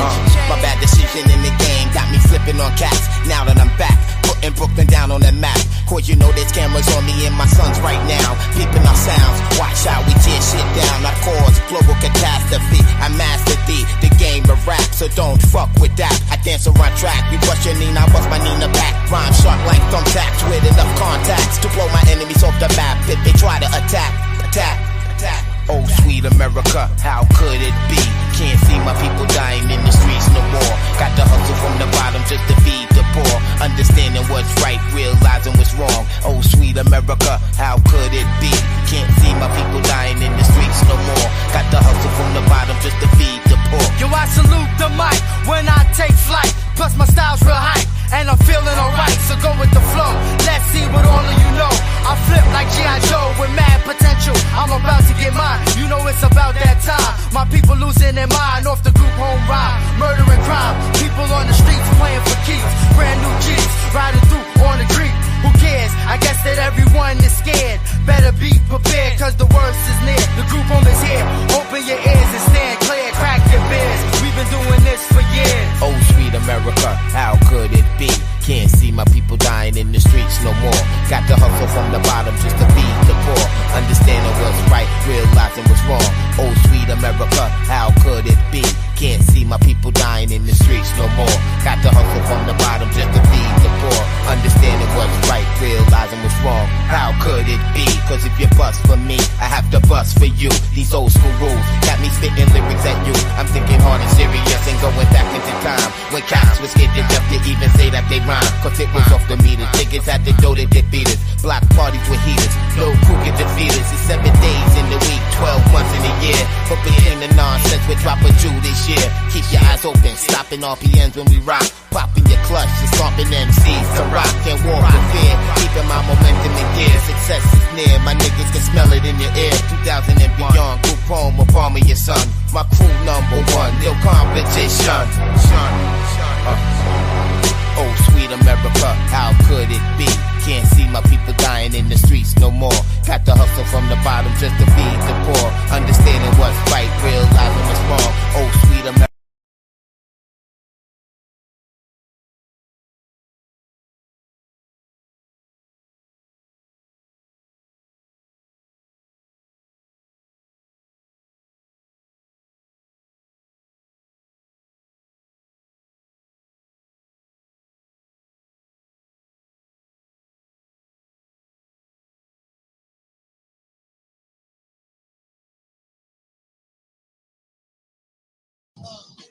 Yeah.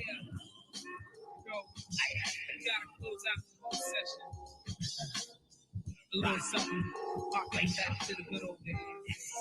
Yeah. No, I can't go out like that.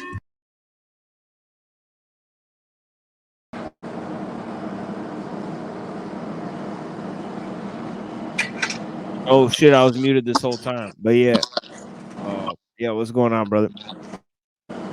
Yeah, what's up, machine, bro? You good? Yeah, I'm chilling. I was just closing out my show, but yeah, I wanted to let you get in here real quick. You know what I mean? But yeah, I hear you're always playing bangers and you're always playing good music. yeah, You know? that group home, yeah, that is a classic for sure. Uh, yeah, you know what I mean?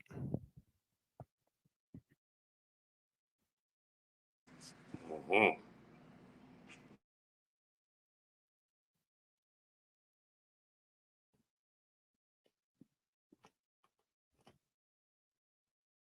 I remember one time we was on here, we're in the chat and that we're talking. I was on the panel, but you were pausing and you were playing your book that you read, but it's being proofread by a teacher that you had, this lady. You know what I'm talking about? Yeah, but that wasn't my teacher. That was just another YouTuber. But No, I'm not talking about. I'm talking about that old. It's like an older lady. I don't yeah, think she's on YouTube. She's on yeah, yeah, YouTube. yeah. Yeah, she was YouTube. Yeah, Oh, really? yeah, she's famous on YouTube. Yeah, actually. Really? I thought it was like your teacher or something. From No, no, no. That's a famous YouTuber for real. The plot thickens. There you go. Yeah, you talking about Denise Matau. Yeah, that's why it was interesting that I was playing that because that's not my teacher at all. That's just a random person who brought my book, who was actually well known by other people. You know. Yeah, I guess I remembered or something. I thought you said there was like your teacher from. No, that's a YouTuber, bro. Yeah, some crazy shit. How'd you link up with that? Well, it's funny. I was on Truther Cop stream, and she was on there. You know, so yeah, me and Truther Cop were both in contact with this lady. You know. Proper. Yeah, but she was into some wild stuff. Like she was going after all these big name people. Like she was trying to expose all these big name people. Like she was trying to expose Montegraph and all these people, right? You know how Snafu's always running around talking about Montegraph, right? Yeah, like I don't really know who these people are. Like I always hear certain like when I'm on the panel, it's just a bunch of shit. He just yells about people and then Yep. yeah, Yep. She knew. Yeah, she knew about all that stuff too. So it's weird how that works, right? Truther that's Cop and strange. Snafu. You're saying the Denise lady knew about this whole what do they call it, optics or whatever? And Yeah, this she knew about all that. Yeah. okay, the plot thickens. The plot thickens exactly. See, I seen a lot of weird shit out here. You know what I'm saying? I believe you. It's inevitable. Yeah. I don't really understand, like, most of, like, what are the goals of most of these people on that? Like, what are you getting out of it? Are you utilizing it in your own life and, creating, a better, like a better reality for you and the people around you? Fuck you. Like, are you creating, like, what are you doing? Not you, I'm saying. I'm saying in general with this online shit. What are we getting out of it? How are you utilizing it, to move forward?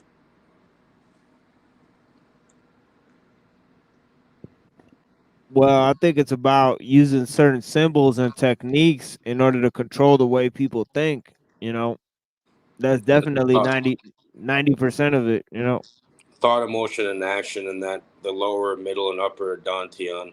If you go into Eastern alchemy, you ever looked into Eastern alchemy with the elixir fields of the dantians in there?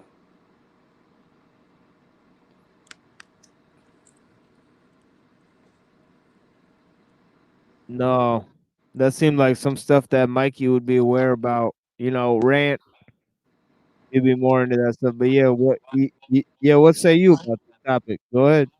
Yeah, so I'm saying they call them elixir fields, right? Where you have these a lower, middle, and upper dantian, and Eastern alchemy, and pretty much it always goes back to it goes back to the left and the right hemisphere of the mind, and the symbiotic relationship, the culmination of that. Where if you have that balance, you have the middle pillar, right? It goes to the tree of life, the middle way, and Taoism and all that. They always talk about it, even in in Hindu or Vedic texts, and that they have the middle pillar. It's the same idea. It's all alchemical processes in the mind, really. I mean, because if you look at a dream is very akin to reality. It's very similar to reality in that sense. They have the fucking, what do they call them? Nursery rhymes, whatever they call it. Those rhymes like, oh, life's but a dream, merrily, merrily, merrily, da da da. Yeah, it's there for a reason. Life is extremely dreamlike because it goes back to Kemetic principles, right? The first principle is the principle of mentalism, and I'm pretty sure from your experience, you've realized that it is a projection. You can see it at that point. Instead of controlling it, you're probably just observing it and playing along to some extent of what we call reality. Am I off on that or no? You know what time it is, man. I know you're playing along with this shit, regardless. Yeah, that's real. Most of this is construction of, you know, what it is that mind rules over matter. That's a lot of the presentation we gave today, is trying to get across to people about the creative process, about their relationship to nature, about where mind came from, about how experiences work, about how knowledge works, and about how technology works. So we're really trying to get that across in And, terms and of and look at the spelling and the language that we use and these thought patterns and these thought forms that we create into this what we call our reality. Think about it, right? Like you just said at the beginning of that statement, that mind is greater than matter.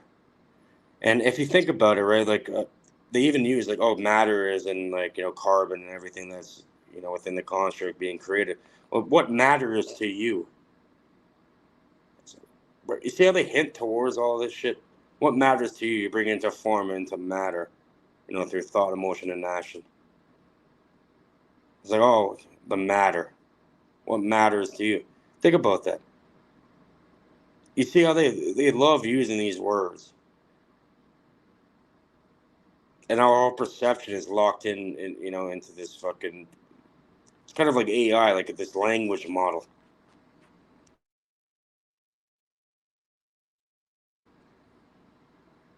Am I off base there? Like you're saying that our language kind of dictates our reality in a way because they're bringing it into form through speech. There's different vibratory, different frequencies, and then you're bringing into, in the Abrahamic religion, and that they say at the beginning was the word, right? They bring it into form, into the word. In the Quran, it's just something like that in the Quran.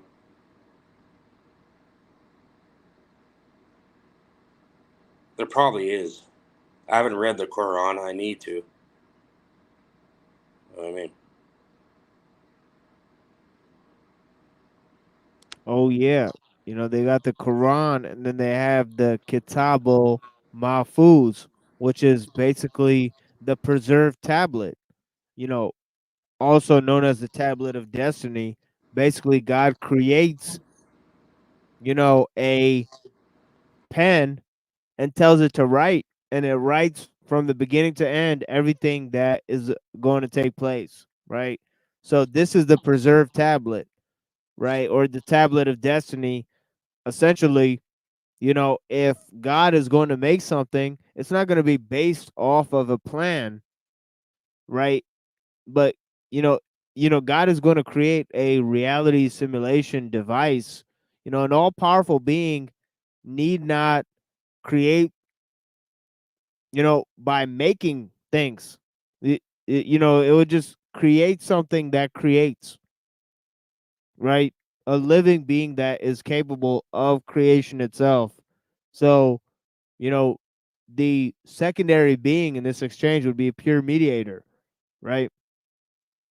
It's just like how it says in the Tao Te Ching. It says the one created two, two created three, and the And it three creates the created 10,000. It creates the 10,000 things of the Taoist. 10,000. Yeah. Exactly. Exactly. Mhm. So, So from that thought form expands. It's like the structure of reality through a thought form. Your right. subconscious program in a way, right? Interesting stuff.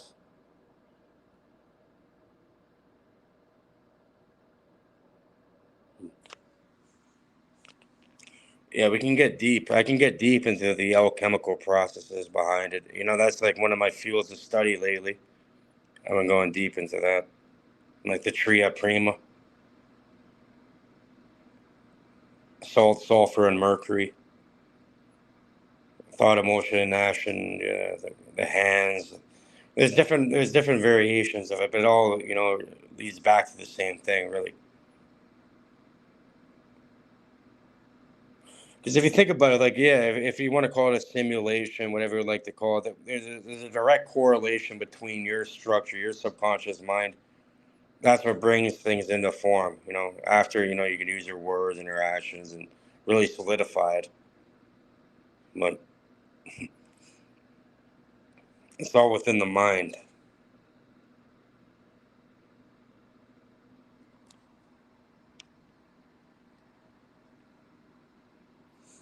What is your goal? Like, why do you do what you do? Why you even? What do you want to see in the world? And that, like, of course, you must have some sort of a goal dealing with this shit, like putting this information, like, certain information out, and that. You know?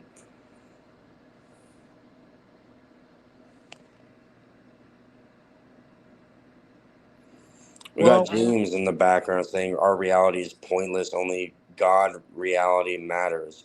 Us humans have lost that reality. I think. Is that what you're trying to say?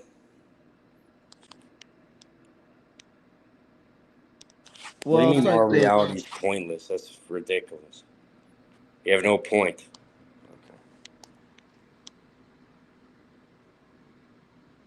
yeah. Mainly, for me, is just trying to, at this hour, or at this moment, maybe just pull people away from whatever they think is going on, around them, and get them to pay attention to the different processes that they're engaged in. So maybe encourage a bit of self awareness, a bit of critical thinking. Introspection, critical thinking, looking within, that kind of Yeah, ideology. yeah. Like, for example, like the thing that people take for granted is technology, especially when they're using it, right? Like they don't even think about what they're doing, like that they're actually using a machine, and just watching a show, and then the show's called The Machine Lives. It's kind of telling you not to take the process for granted. And then we go into that, about why you shouldn't take the process for granted. That creativity is a process Can I that will, stop you there for a second? yeah, go ahead. So I say, like, yeah, the machine lies. Like, in order to, isn't that like you're playing along in the grand scheme, like almost like like the stage of reality. You're playing along with that because you cannot be lied to. What I've realized, like, when you're being, it's a lie, and you're just playing along with it. You're feeding into the machine at that point. Because it's a fucking lie. It's nonsense and that, but you're feeding into it. You know what I mean?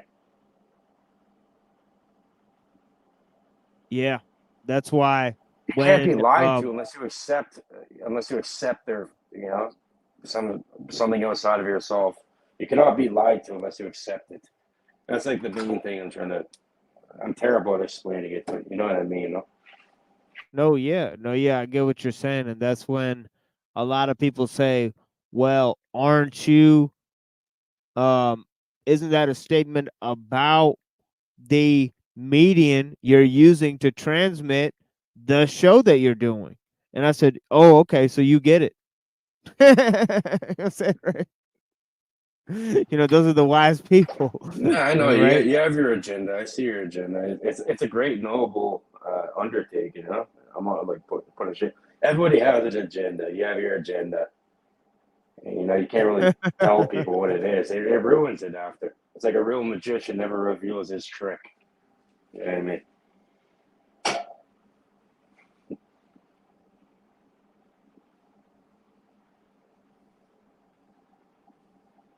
Right. And all magic is a primitive form of technique, you know. And any sufficiently developed technology is indistinguishable from magic, right? Like for example, in the Kabbalah, they say like magic is a law not recognized. That's pretty much what it is. There's no magic. It's just laws, universe or natural laws, whatever you want to call it. And it may seem like it's like extraordinary and all that, but not really. Like there's no breaking the laws. You can use one law against the other and kind of make it seem, on the surface level that you're breaking laws. But no, you're actually moving in a symbiotic relationship with them all. You can't ignore it or try, forcefully changing it. You can understand the principles. You use one against the other and have a different, result.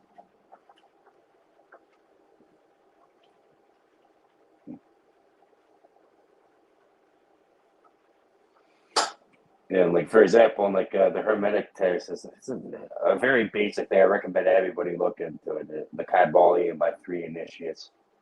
They say magic is pretty much just a law not recognized at that specific time. Because it's all causation.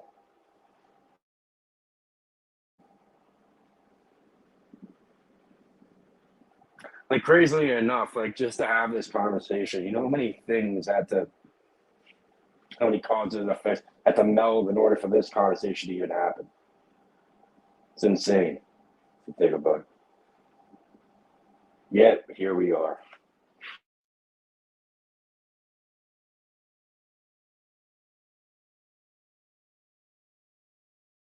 What are your thoughts on Hermetic or Kemetic philosophy or natural law and like the Kemetic or Hermetic principles of as they call it? Which is where like a lot of these these new age kind of people, they get that term natural law from. They're like Kemetic or Hermetic principles. Thoughts on that? Well, I think it's just another way of describing the different aspects of creation, as Aristotle was saying, that there's different types of causality. So, there's, what comes to be, what makes it, there's the actual coming to be, which is the making of the thing. There's the material aspect of what it's made out of. There's the actual form of it, right? Which has to do with the idea of it, right? Before you start constructing it, right? Where it's just kind of like the blueprint of it, right? And then So there's it's all also thought forms that are being. So what I sorry for interrupting. What you're saying, so it has to be some sort of a thought that you can or cannot bring into formation after. So it's all through the mind, technically. What I'm hearing you yes, say. yes, like like there's obviously at the very lowest level, there's cause and effect, but then there's also, the polarity between cause and effect that causes the vibration and the rhythm to form, into a correspondence, Mm. and basically it goes with, that there's the actual, pen, then there's the writing, you know, on the paper, there's the actual paper itself, So what then there's differentiates the pen and the actual writing on the paper? Is that the individual, like the observer effect, kind of? yeah, the pen and the paper is a polarity, then the Mhm. writing is the vibration, the vibratory act, then there is the, actual, words that are on the paper, the completed text, you know, which is the actual rhythm, and the harmony between the words, which is the form of the text. Then there is the correspondence of the words, which is the delivery of the text in the form of speech. That brings the And animation. you're hitting like three hermetic principles: the principle of polarity, the principle of causation, Exactly. and You know what I mean? you're hitting them, on all cylinders, really. Yeah, exactly. You know what I mean? So, you know what I mean? That's what I'm trying to say is that it's all about the act of creation itself, right? And how it relates to mind, right? Yes. Yeah. So how do we move forward and utilize that? Do you have any? What's the best way for you? I know everybody's different, the individuation process, or everyone would like to call it, but Well, everybody's I different. think Like, what works for you? well, I think we have to take the creative capacity under our own control first. That means we should only use what we can create. So what I heard here, exactly, you're completely correct. Sorry for the interruption. But what it is, you're saying you have to take back your own mental acumen, your own mental space. You have to take control of your own mind Exactly. and what goes in and out, and then from there, that's it. That's the first step in order to create any sort of change or reality or any of that. Right? Yes. Precisely. It's easier said than done, you know. And Oh yeah. what is that difficulty that we all have? Because it's like it's some sort of. I was talking to Access Rap Blood the other day. He calls it a safety protocol, within the mind, which I've noticed. You know what I mean? Like when you try learning yourself or even showing others certain things, it's almost like there's like an automatic block in your mind you have to deal with. I think that's done through the social engineering and to limit you in a specific way until you free yourself from that. It's like stagnant water. You got to keep the water moving. If that makes any sense,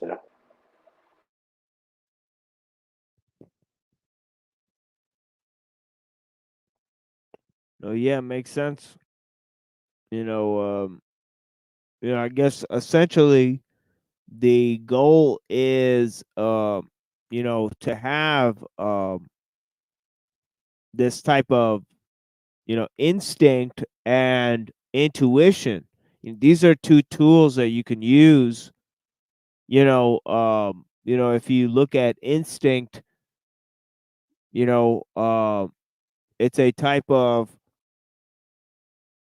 memory, without learning, and if you look at intuition, it's a type of learning without memory, right? And you can use both in order to center yourself. These are like as Machiavelli would say, they're like um fortune and virtue, one that nature gives you and one that you attain through your own effort, right? interesting. Yeah, like for me, when I hear that, it's so you're saying it kind of it's all tied in really, and it has to do with the hippocampus, right? The gateway to memory.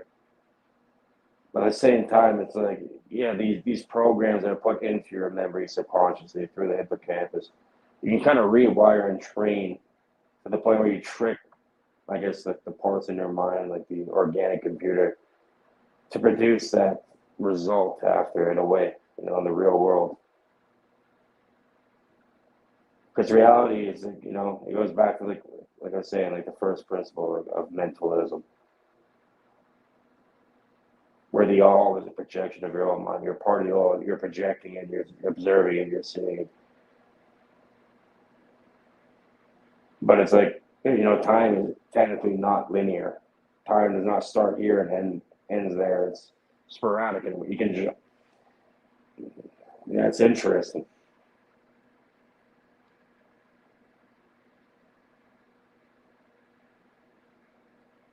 It may be tied to the hippocampus of remembering or knowing something. Like you expect it to happen because you have a memory of it. Comes in a form.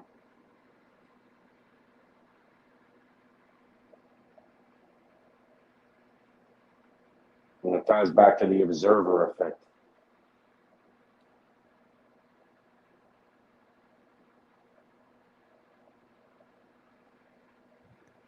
It's like the ideal, like reality is almost like a video game, right? Like, for example, in a video game, the map only generates once you you observe and you move along, and it's kind of infinite in a way. But in order to stay, to save space and create like the most efficient projection, it doesn't really render until the renderer is there, the observer, to render that back into reality. So I've been looking at that, and it's like the idea of infinity, like where it's never ending. Technically, it's like a never ending observation. It's going to render itself no matter how far you travel, or brings it back to form.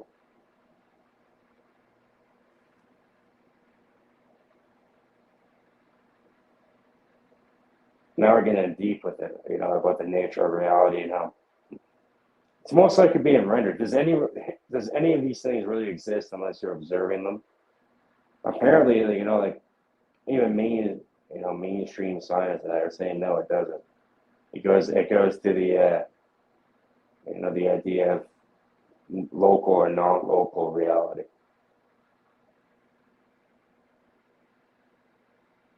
And I say it's a mixture of both. From what I've been looking into. You think machine? You think your thoughts, like you think reality is local or non-local or somewhere in between? I don't know. Well, I've been talking about this in terms of it seems like there's like there's these routine concepts that people experience. For example, they experience synchronicity, right, which is basically a dislodging of time. Time is not, there's many different aspects of time that function together. Time doesn't function It's the not way. linear. It's not Yeah, it's linear. not linear, and it's based on perception. Basically movement is time, right? And that goes to a deeper question, that movement plus perception really equals time, in a way, but time is essentially related to space, and both are related to this concept called nothing, right? And really what it is that God really created nothing, in order to create, what exists, in terms of nature. So nothing is really the matrix in which everything exists in, right? So really what it is that, there's two things: ontology and teleology. One is the study of existence, which is ontology, right? And teleology is the study of communicative properties, which is time, essentially, right? How things change, right? One is how things are, and the other is how things change, right? So one has to do with basically being, right, which is has to do with infinity, right? So infinity is about space, right? Eternity is about time, right? Eternity is about the passage of time. It's about no time, So right? When you're dealing with eternity deals with the ego, in a way, yeah, the finite lifespan of the individual, and the measure of time through bodily process kind of thing, the ontology.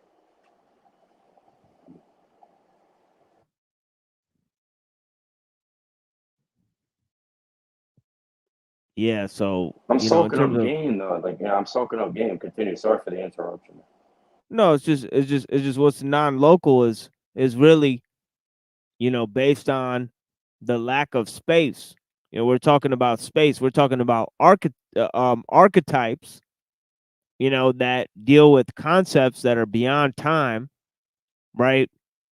The synchronizing of those concepts beyond space and time, which is basically, you know, um, mind and perception, and change and perception are the same thing because perception is duality, right? Well, you can't have perception without change, and they say change is like the only constant, right? The only constant is change, and yeah, you're completely correct with that. Because without some sort of measurable difference, you're not going to be able to perceive anything through the natural processes that with anything. Yeah, so that's why I said movement and perception basically equals change in a way. So that is and all of these things are illusory because nothing actually changes because it's all one. So how could it change? So It's a different flavor for you, bro. What flavor would you like? exactly. Right. It's hilarious. Right. It's like how they say, in order to look at a leaf, you can't look at the entire tree, and in order to see the entire tree, you can't observe just one leaf. Like for example, I'm like a botanist, if you want to call me that. I'm a horticulturist. Like I grow plants, so when I clone the plants, it's like a perfect as above, so below relationship. I wish I had something to show you right now, but I use water to clone it, right? So you see all the roots. You see all the roots. It's usually like the roots are like a bigger. If it's a healthy plant, the roots are going to be bigger than what's being shown easily via observation. In that sense, pull a little plant that has like 2-3 feet of roots on it. Then it shows form after through that.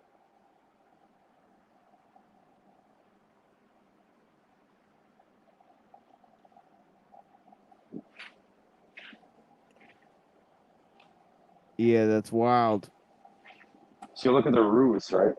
Like real growers on that, like in my line of business, and that real growers, they don't grow leaves, they don't grow plants, they grow roots. The main thing. You're focused on what you're able to see. You're gonna be lacking. There's a bunch of processes happening beneath. It's like the as above, so below type thing. Ideal. And another causation. Mix of polarity and a couple other mental, a bunch of, it's pretty much mixed with all these, principles all into one for us to enjoy. Rudolf Steiner? Oh yeah, we looked at some of his work on this show earlier. Oh, really? Yeah. Yeah, so Steiner has this process. It's called the backward process, which is like one of the main things you teach to as initiates in that. Who knows where you learn it from, but it's this idea of like when you go to sleep, you think about it. You can go forwards or backwards, but you think about you can go backwards from that moment where you're going to lie down and go to bed, have a rest, and you become more aware because you look at every single thing from the point where you woke up, and now you're going back, and you try going in a chronological order. from opposite in a way, from like this is the moment where I lay down. This is I went there, that, all this stuff. Apparently, what you can do it opposite after like switch it up like that. But apparently, like the idea behind it is to see when you kind of you go into autopilot. Everybody goes into this autopilot thing where they're no longer conscious of what's really going on. Because people get caught up. Like, let's say you go to work, right? You have a job, you go to work. All of a sudden, like, you kind of went unconscious, you went into autopilot mode. All of a sudden now I'm, going back to sleep and waking up to do it again type thing. So it's it's like this individuation process where you see it as, how do I explain it? It's like you kind of observe yourself from that point. You can go forwards or backwards or anything, and then you're able to realize, there's points in your life where you become unconscious and you kind of go into that autopilot mode. And from there, you're able to recognize that and, work towards not becoming unconscious and being somebody else's pawn on the board. I mean, it goes back to taking back your own thoughts, creating your own subconscious program through repetition, through visualizations. You could use mantras. You could use, all types of stuff. The power of the hand, right? When you can use all different techniques, really, but it's a reprogram of the subconscious mind. That's the main thing. And I think this is what all the religions are actually alluding to. Having dominion over your own mind and what you allow in and out, your thought, which leads to your action, which leads to your speech, which leads to your actions. And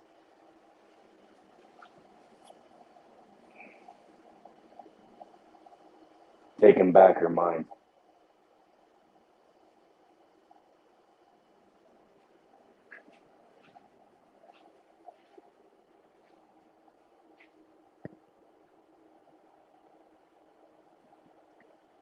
Yeah, we've been taken over in terms of our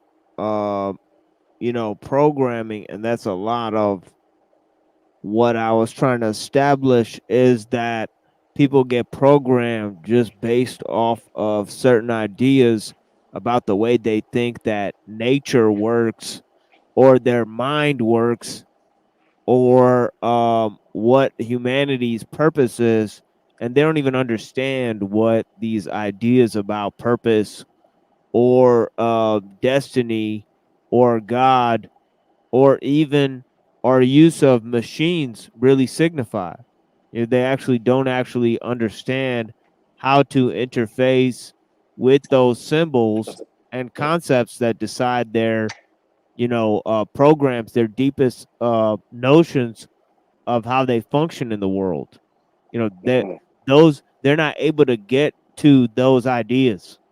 It's like they're being gatekept from those ideas. So it's like, for example, in the Rosicrucian ideology, I guess they'll call it like in Vedic or Hindu kind of things. They call it siddhas, right? Siddha. Is that how you pronounce it? So, like a certain like spiritual powers or certain things they're able to. Yeah. Get depth. They're able to manipulate reality. And yeah, siddhis. Siddhas. Yeah. Siddhis. Yeah. So in the Rosicrucian ideology, like they learn, the first thing you learn is before you're able to start fucking around and actually really running this shit.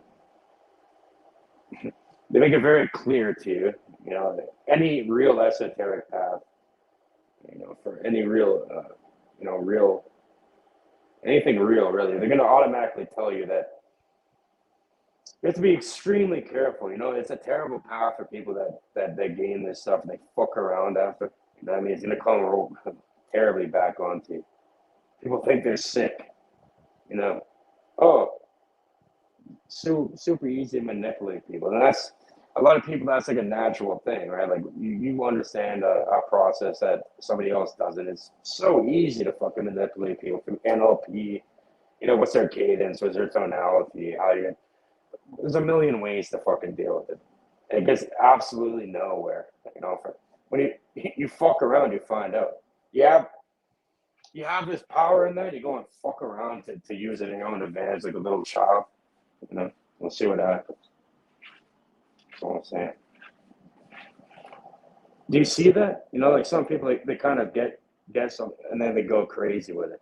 It's like, oh, I'm gonna just manipulate. And it's so easy to manipulate people in that. You know, it's so easy to get whatever the fuck you want. It's very simple.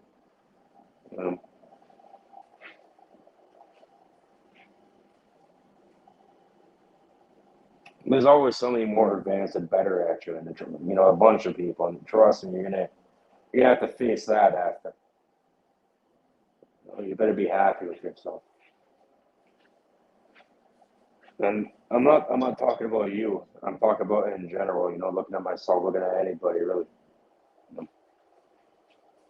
When I say it's more of a generalization, I think when I say you and all that, you, myself, and I.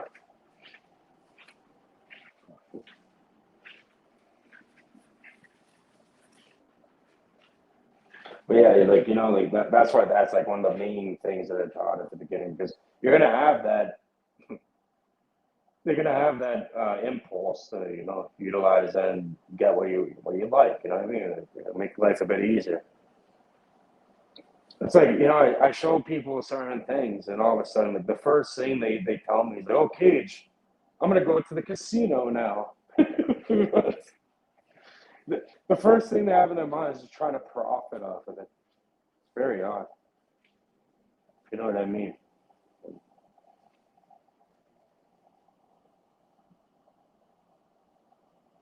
Good luck with that. You shouldn't be doing it. You're not ready for that. You know, if you need a profit to help others and yourself, even yourself and the people around, that's fine. But it's not about that. It's just, I don't know. It's just brainwash. People go slaves to the fucking money.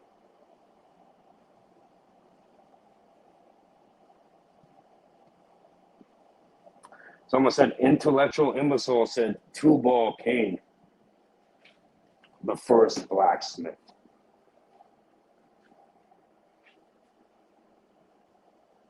And that's the motherfucker who started making weapons. Apparently. Jabulan.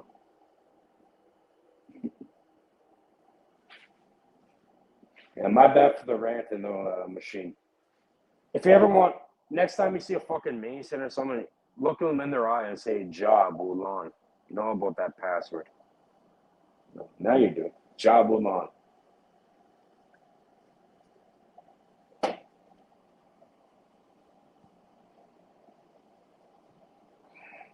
No, it's all good. But yeah, you know, it's like the you know, it's like what you were saying about, you know, technique, you know, that people can abuse it. Well, yeah, you know, technique is a how-to manual that's basically you know, anyone can use it. That's what distinguishes it from skill.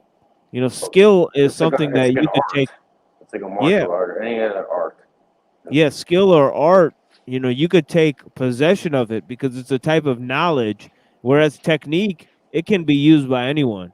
The better a technique is, the less effort it requires to be learned, right? So, you know, the less skill it requires to be learned, right? The better the technique. So technique and skill are not the same thing, right? Exactly. Yeah. Some people, yeah, I know what you mean. So, you know, that's one of the other signs is that, you know, we need to look at what around us is a skill and what around us is a technique, right? Mm-hmm. Technique is a mortal technique. You know? Yeah, technique is about technology, right? Those are processes that we set into motion that we can't control. Whereas they have skill, the same prefix, you know what I mean? Technology, technique. There you go. Yeah, skill we take ownership of it, skill and style. You know, like That's a style. differentiator. That Yeah, is going y- style. yeah, style can change a skill or a technique.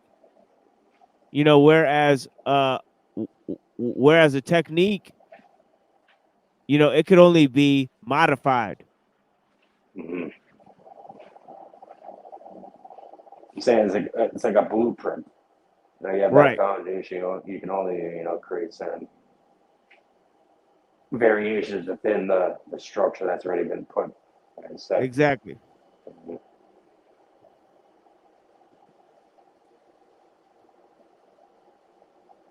But yeah, it's dawn where I'm at. But yeah, I was gonna shut down my show, but I thought I'd have you on here for a conversation. You know what I'm saying? Real shit. Good conversation, man. I've learned. For sure. Blessings, dude. Yeah. Yeah, bro. I'll come back. I'll pop up another time in the future. Thank you, bro, for having me. Yeah, for sure. You got anything else for him? It's pretty much. I'll leave it there for now. Thank you, bro. For sure. Yeah, we come back Wednesday, so inshallah, my friend. It's always a blessing to talk to you, my brother. And yeah, it's a blessing to spend this time with you. And Assalamu alaikum, bro. yeah, assalamu alaikum, my dude. I'll talk to you soon, my friend. Peace. Yeah, well, yeah, a little bonus conversation for you guys. But yeah, here is the thing that we were gonna play. Piece that I made on Monday at the start of this week.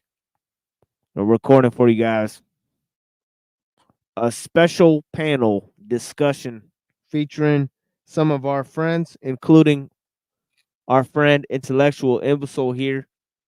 Rant, blessings. You know what I mean? But yeah, yeah, maybe I'll play a song for you guys and then I'll play this show here for you guys. It's like about 2 hours long, and then I'll play the time we spent on a Talcott panel. Blessings, as I was going to do. But yeah, happy to have my friend of the show, Cage, here. It's always a good discussion with him. But yeah.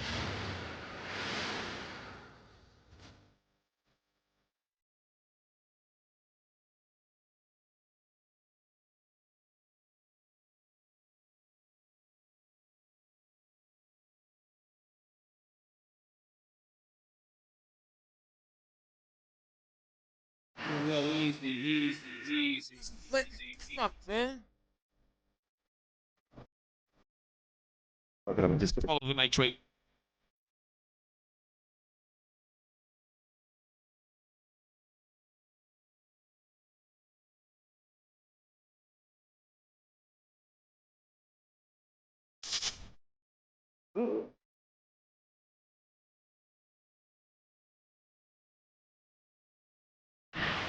No, talk to your man. Your man is wild.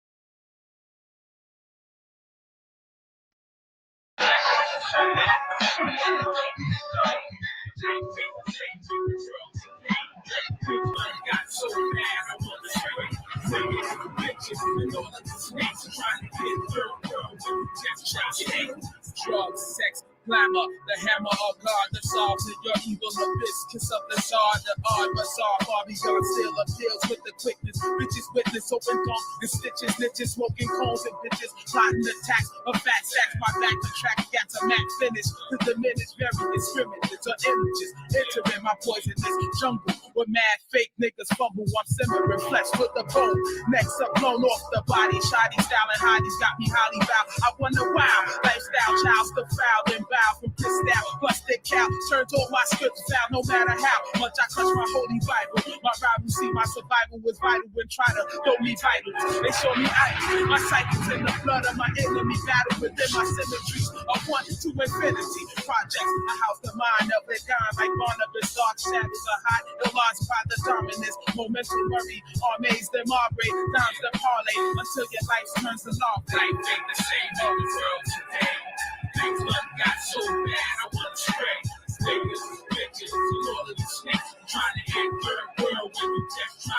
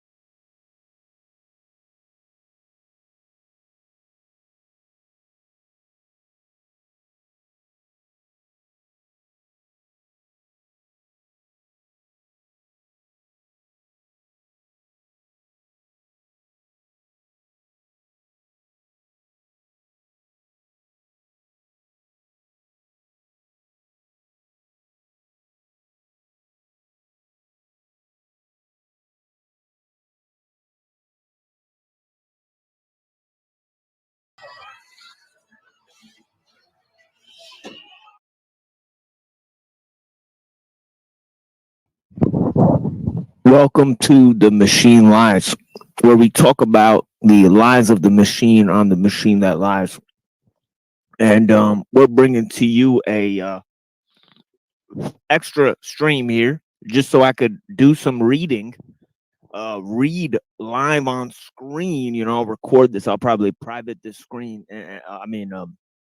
Stream, and then have an open panel, if I can. You know, and I'm sorry for doing my presentations and then not engaging with the audience as I should, you know. So please, guys, if you have any questions, hop on the panel. You know, everybody, you know, I know I opened the panel in the middle of the night, you know, and a lot of people are afraid to come on and debate topics or talk about issues, or you know, they're afraid of who's on the panel. You know, they've have bad memories of me. You know, whatever it might be. You know, it's certainly interesting. But yeah, I opened this show up in order to read some of the thoughts I have, so that I don't have to read it on the screen. During my stream, I could just play the video of myself reading it. Which is a lot easier, you know what I mean? Might as well get some of the reading done. If I need to record and play videos and read on screen, then why don't I just record myself reading, private the video, and then play the video of myself reading on the fucking stream that I do, and then comment on my own reading? Right? It's so much easier. Looking down, looking up, looking at the chat, you know what I mean? Because this is a one-man show, folks.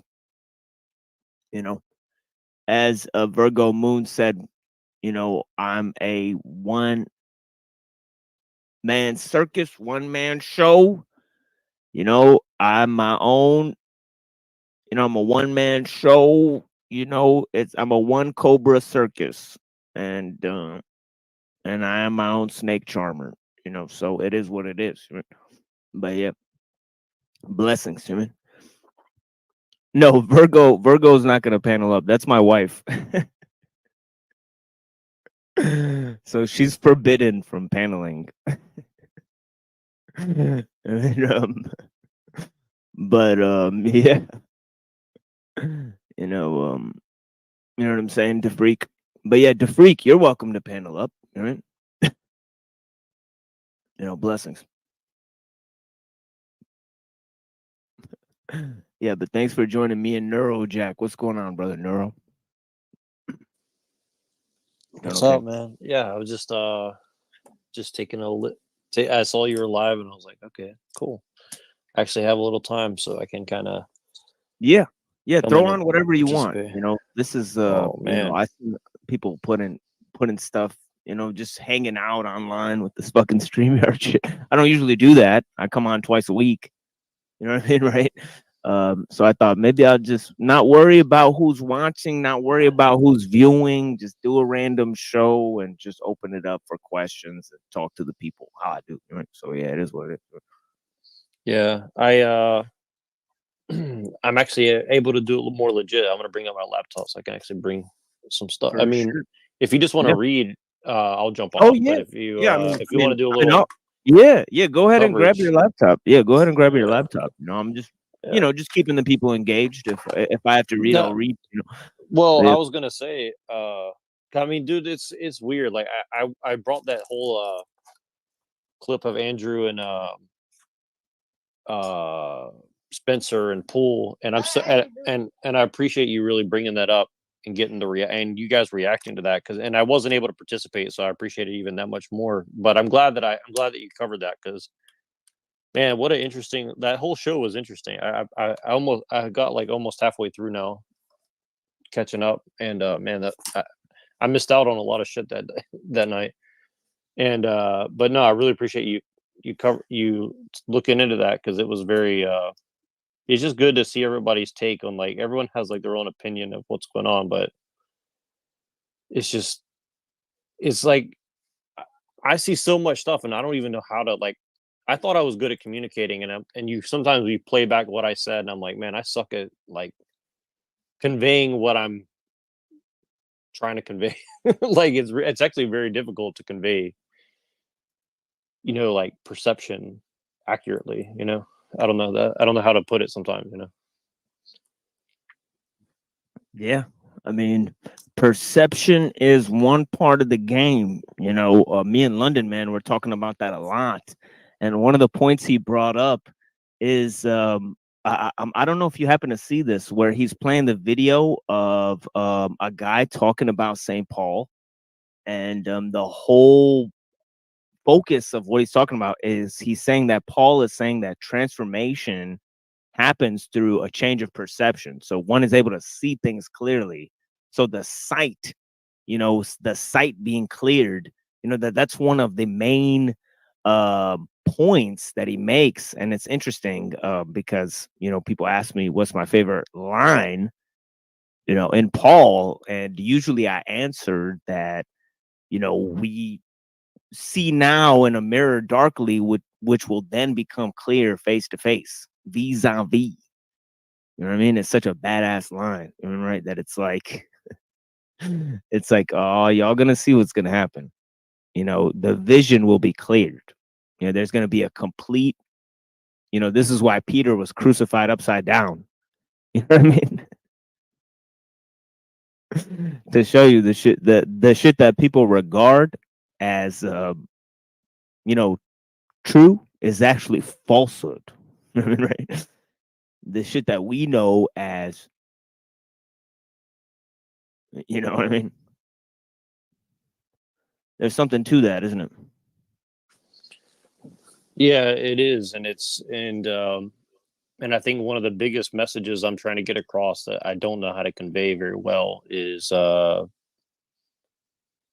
fact that truth in and of itself is not, quote unquote, good. And I know that sounds confusing to people because it's like, oh, you're against the truth, and it's not really what I'm trying to say. It's more of like just knowing, quote unquote, the truth. Like it's kind of weird because like when people say, oh, you're a Gnostic or this that, it's like I actually don't. Yeah, I know exactly what you mean. Like knowledge is inert. You know what I mean? Like truth is equal to itself, and it doesn't need you for its own assurance. So it's like truth is on its own, in a way. People who know the truth, well, that knowledge is totally inert. Knowledge is inert. Knowledge is its own limitation in a way. You know what I mean? Yeah, and it's and I think a lot of people, and I think that's the whole psyop in a way. I mean, that's not even the right word for it, but yeah. People think people think knowledge and information are inherently good. You know what I mean, right? Yeah, and it's actually like it's definitely not inherently. And the thing is, like, okay, when people say, like, I already know how people are going to spend this if they replay it. So let me get ahead of it and say, okay, if you consider Jesus the truth, I'm not saying Jesus isn't true and Jesus isn't good. I'm not saying that. What I'm saying is like material truth or transcendental truth or whatever outside of that. Okay, if we're talking about God, that's okay. Yes, that's truth, but I'm not talking about that. I'm talking about like material, non-God truth, essentially. Yeah, it's definitely something that can and is being weaponized. Okay, and it's something that you possessing knowledge or truth in and of itself doesn't really matter. I mean, let me put it this way. If it was so valuable in and of itself, it wouldn't be so freely available. Like, I mean, I don't know how else to put that, but it's like, it's just, people are just getting this kind of thing thrown out in front of them. And they don't understand that it's like the whole game is to just give you all this quote unquote truth. And then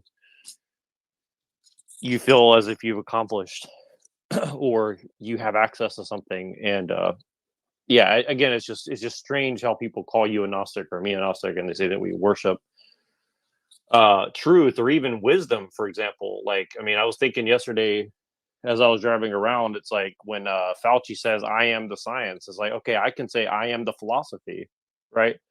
But it's like, really it's beyond that. It's like I love, you know, do I love wisdom? Sure, I guess, but you know, wisdom is wisdom and truth and all these different things are I mean, I'm trying to think of the right way to put it, but I'll just say something that my gangster friend told me a long time ago. He's like, he said, game is not supposed to be given to you. It's supposed to be like sold to you. It's something you have to earn. It's not something that people are supposed to tell you. So like sometimes people give you wisdom, you don't appreciate it, you know?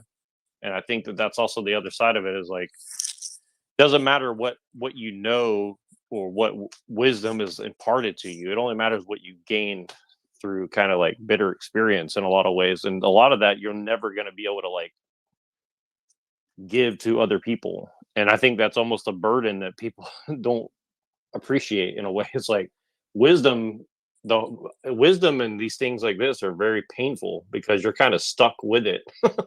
And you can't, no matter how hard you try, you're not going to be able to really give that to other people fully, you know? And I think that that's one of these things that for everything that you gain, you're kind of, I mean, at least for me, I can't speak for other people, but that's just something I experienced where all this wisdom that I've gained, it's very painful because I can't really impart it to other people. I really just can't, you know? So right. Like wisdom, like really it's got to hit you a certain way. Truth you can only function with if it agrees with you. You know, now knowledge is dangerous because knowledge can succumb to beauty. And also there's knowledge of false things. You know, knowledge can also succumb to falsehood. There's knowledge that's extraneous, you know, that we'll call information, right? You know, and then there's a welcome, Brother Richard. Peace and respect to everybody. Hey, flow state. Is that what it is? or no, it's just two of them. I guess it's devil horns. Is it? It's even more devilish. Yeah, but yeah, live is evil spelled backwards, you know. But yeah, what I was in the middle of explaining was that, you know, information is like bad knowledge. It's like extraneous, you know. To quote you know, T.S. Eliot, he says, where is the wisdom we have lost in knowledge? Where's the knowledge we have lost in information? You know, so knowledge is essentially inert. You know, knowledge is a possession. You know, sure, it's a possession that nobody can take from you, but it's still a possession. And it can be used for corruption, right? Knowledge is neutral in a sense. This is what people blame on technology. They say technology is neutral.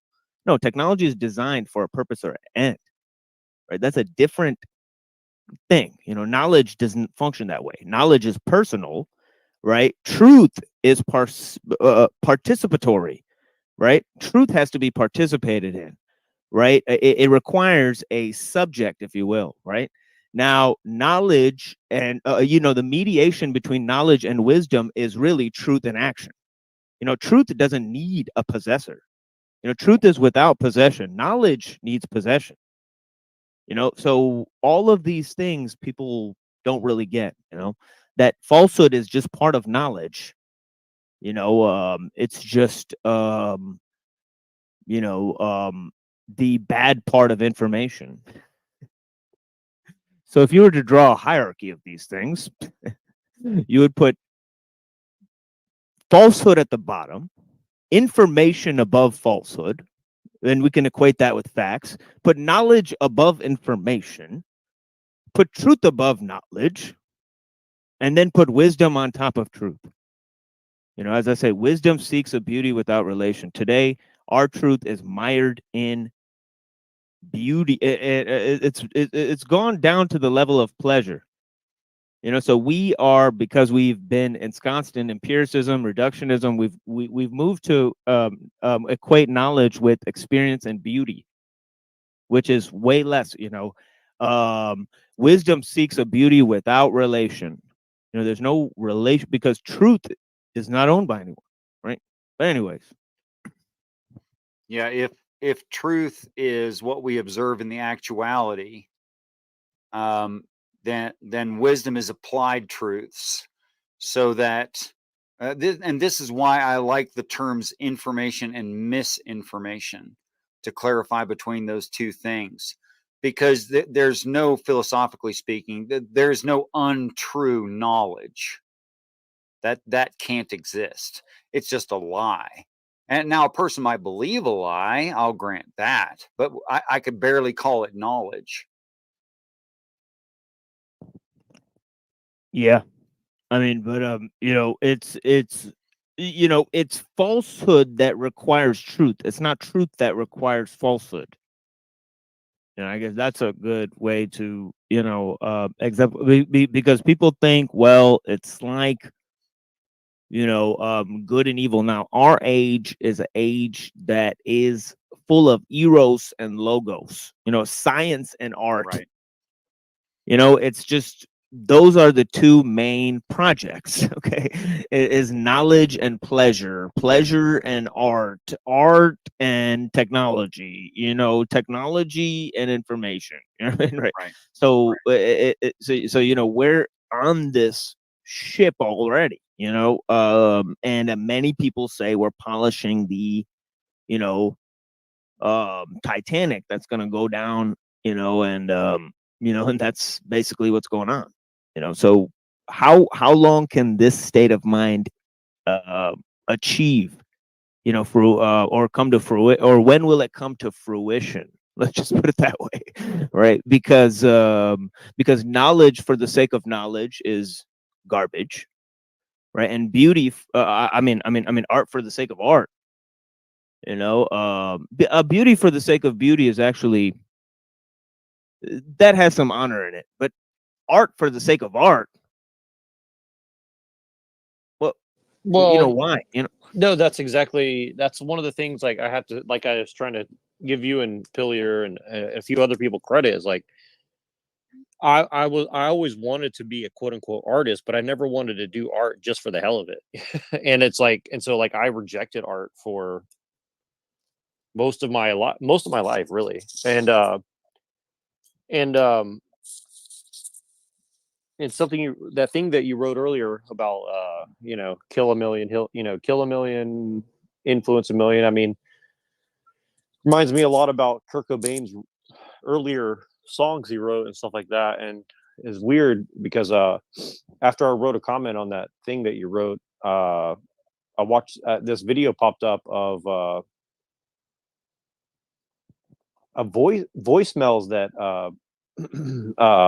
Kurt Cobain was leaving to journalists not long before he died. And basically he was getting gang stalked by journalists, and they were like literally fabricating, an entire personality and history of him and his band and his writing and everything else about him. And so he was basically like, saying essentially he wanted to go a legal route, etc. Anyways, it's just kind of interesting if you kind of see what he went through. And I think that it's kind of funny how people never talk about that side of being an artist or trying to expose certain things about the way the world works, because again, it's like if you try to impart wisdom on the world, a lot of the times the world will destroy you and your legacy. And I think that that's kind of the story of Jesus in a lot of ways. It's like Jesus came to do a certain mission, and I think everything we've seen since then is basically the world trying to destroy everything that he came to do. And I think not everything. I don't think everyone has tried to do that, but what I'm saying is, like, I think that if you understand that a lot of what we see is trying to destroy that message, the world makes a lot more sense than that everything is just business as usual from there forward. So I don't know, that's kind of a convoluted thought, but it goes back to art.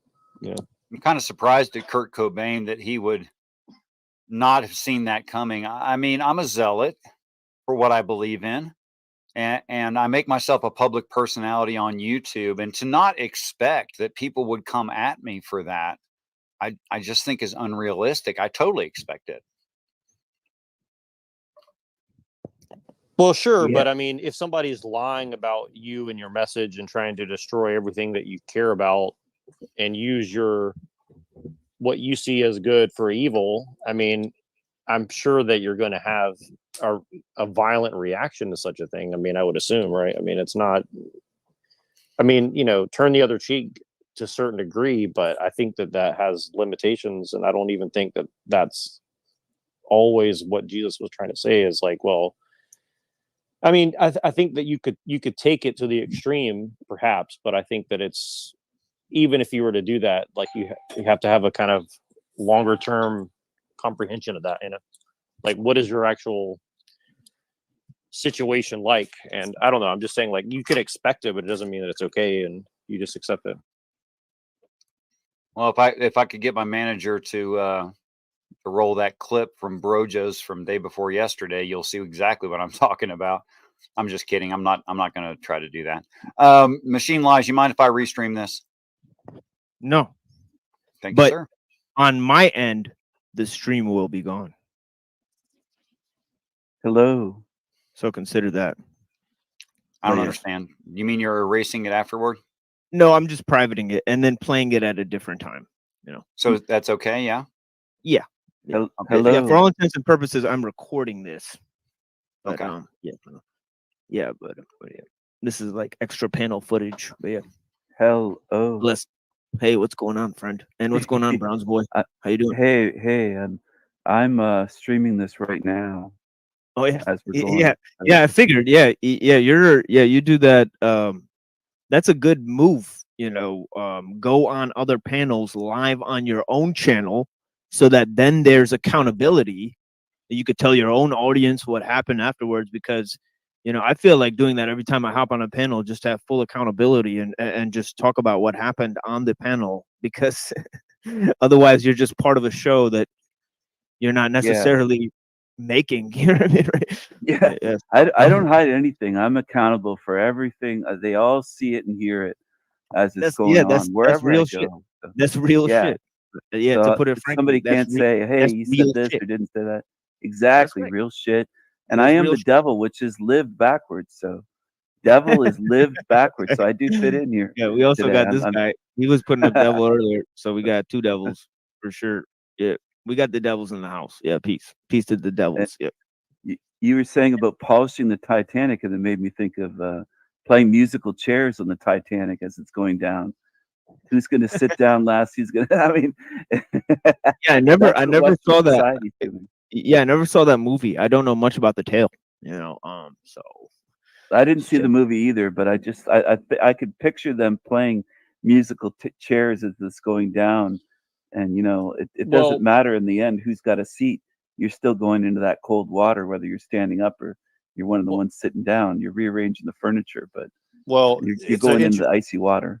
Go ahead. Sorry, no, thank you. Thank you for. It's kind of interesting, yeah, because that I am one of the people that thinks that most people are polishing the brass and playing musical chairs as the Titanic sinks, and maybe that's always been the case to some degree in different ways. But it's kind of funny because I'm trying to remember the name of this guy, but there was this famous writer that wrote about the Lusitania that I think crashed a few years before, and then he ended up being on the Titanic as it sunk. So he wrote a famous story about the sinking of the Lusitania. Then he just so happened that he was on the on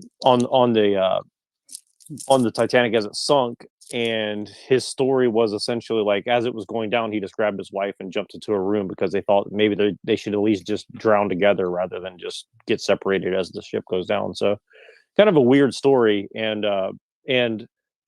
also when you look at the weird stuff that there was a lot of very rich people that just so happened to be on that boat, and some of them made it off and some of them didn't. And also that I don't know. I think the fact that James Cameron, who wrote Terminator and a lot of other interesting stuff, just so happened to write that movie and direct that movie. And I don't know. I think that there's a lot more to that story than. Did you hear about the Olympic? There is a lot more. Did you hear the Olympic ship was a twin ship of the Titanic, and it was damaged? The Titanic wasn't one of a kind. There were multiple ships that were basically identical, Did Yeah, you hear I about did hear. that? Yeah, Built yeah, I at the did. same time, Yeah, I did and hear about that. Yeah. it was being repaired. There was massive damage to it. It almost could have gone down before the Titanic. Some people say the Titanic was the Olympic, or it was one of the other ships. There were 3 that were built, but I think maybe the story of the Lusitania it never caught on in lore and became as famous because the name is too hard to pronounce, and Titanic goes so well with Titanic titties and stuff like that. You know, Well, if a also girl the Titans. Like, I think that there's this whole thing about the Titans, and if you look at Gnostic belief about Christianity, for example, like yeah, the Titans were really a part of Christian comprehension. And to a then they certain level. always say that one line where they're like, "Not even God can sink this boat." Right? Olympic Titans. There's a So lot. I mean, it's look at so Apollo funny. with NASA. It all goes back to the Greeks and Romans to this day with esoterica and the way that things are named. Famous ships, the biggest ships, the space, quote unquote, space program. But I knew a girl in school called Titanic Titties. That was her nickname. So she did have the biggest titties in school and named after the Titanic. So Titanic Titties, she didn't like the nickname, but I didn't nickname her, That's by the the way. kind of girls that I like. Titanic I titties. yeah, she had the biggest, nicest titties in school. That's what it I is. can't take credit for nicknaming her. I nicknamed YouTubers, but I did not tag her Hey, with that nickname. Somebody else came up with it. You got to thank God or nature or whatever you believe in for that, because that's real. But yeah, She came to me complaining about it, saying that she didn't like it and gave me a hug. And I we felt got those the big old titties. homie Cecil Drake. Yo, what's up, Cecil? dude? What? Yo, Yeah, who doesn't damn. love some Titanic ones? What up, bud? Oh, hey, Cecil. What's up? Grocery store. Grocery store, yeah. What do you have in your cart today? Like they ask famous people at a record store. They ask them, what do you have in your grocery cart? Orange Can we see chicken, it? Greek salad. Can you film it? Oh, here we go. Oh, you got a sandwich, a sub in there? Orange chicken, Can Greek you hold salad. up the sub? Can you hold up the salad? I like Greek salad. Yeah. Thank you. It's gonna have Greek dressing on it, and then I'm gonna grab some milk before I like olives. Do you like olives, Cecil? Do you like Greek salad? Yeah, I'm a big fan of olives, not just because of the taste, but also because of their nutritional health value. Yeah, they're superfood. They're Yeah, they are. healthy. Yeah, they are. Yeah, let's be real. Olives are a vital superfood, and yeah, they pretty much have lots of. They even have probiotic health things. So yeah, man, olive. Yeah, shout out to the olives. All of us. Absolutely.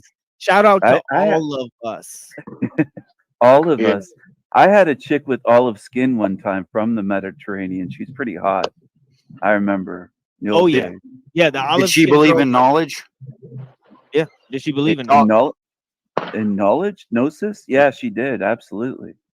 She was very Doesn't a lot intelligent. of olives come from Turkey or something? Really? I wasn't aware of that.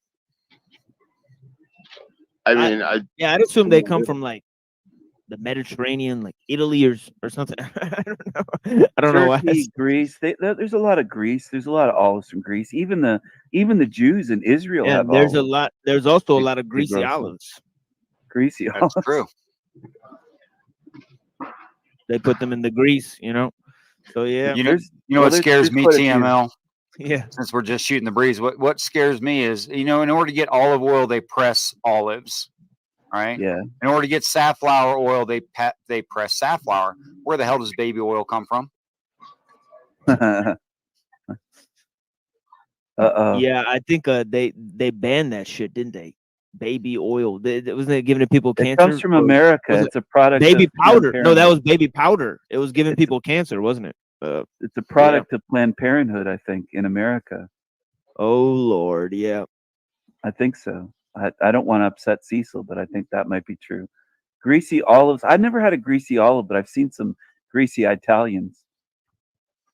Greasy meatballs, Oh man, we got to get our friend Mikey in here. Let's get him in here. he a greasy meatball?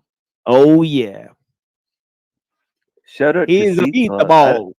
I'd never been on a panel with Cecil before. This is the first time El Diablo's been on a panel with Cecil. Belgian meatballs are pretty damn good. How about the What Swedish? state are you in, Cecil? Where are you? Are you traveling? I'm currently located in Idaho. Oh, you're in Idaho. Idaho? Idaho of Idaho? I'm You said actually one of the few like Idaho. Panelverse members that's actually living in a conservative state. Most of the people that come around, I mean, obviously I can't speak for everybody, but most people here are in liberal states. Did you just move to Idaho? You're not from there, are you? No, I'm not. I'm from California. California used to be the home of Reagan. Yeah. Yeah, Is- Reagan. is- Reagan was the first. He was the first person elected to the office chair that was a complete Hollywood actor. Now we have another one. So that's interesting chain of events, isn't it? But yeah, You soon- Americans, you love the Hollywood actors. What's yeah, the yeah. I love think for- I. What is Yeah, that? I think it used to be like doctors and lawyers or something like that, but now it's mainly Hollywood actors or something like that. But yeah, Well, it's I mean, interesting. let's be Why? hon- Like what? let's be honest though. I don't mean, know. Trudeau, I think it, Trudeau is probably a male hoe. What if it's like they got enough actors on TV to get people to start acting like them as like actors that don't even know they're acting? That's what I'm thinking. Cosplay maybe- for politics. Or maybe actors that the American people don't realize are just acting. Or maybe Americans that YouTubers. don't realize they're actors. Or maybe YouTubers that don't realize that they're cosplaying. So What? I'm wondering, Cecil, that you're in Idaho. So Idaho. you're in the hoe. You are not the hoe. But if you're in Idaho, is that a knowledge claim? Sorry, what was the last part of that? Is your being in Idaho a knowledge claim? Are you claiming knowledge of that? Of Idaho, I actually am pretty novice in Idaho knowledge. it's a justified true belief, is what he means. Did you know you that ever have- Reagan was the 33rd governor of California? He's got the 33 in there. I don't know if Well- you people knew that, but I didn't know that, but that does make sense, and because it actually goes with my next question. I was going to ask: Did anyone? What's you guys' favorite sacred geometry? Goimatria, out of all the systems, Goimatria. also Reagan is Nancy and Ronnie. They had a residence in California on 666 Cloud Road. 666 Cloud Road. What are the odds? Number of the beast. Yeah, what are the like? What a coincidence. Why would you 666 move there? Cloud Like, do Road. you want to be conflated? That with was the evil? house that the last house they had. I mean, Couldn't it well, just I change don't their know. address? I guess they didn't mind. I don't know, but Yeah, maybe The they didn't. post office frowns on changing your house address. Yeah, could I'd have bought a probably ring house on that. anywhere, but- I'd probably ring on that doorbell and run clear away before they open that fucking door and just see who the fuck lives there. 667, the neighbor of the beast.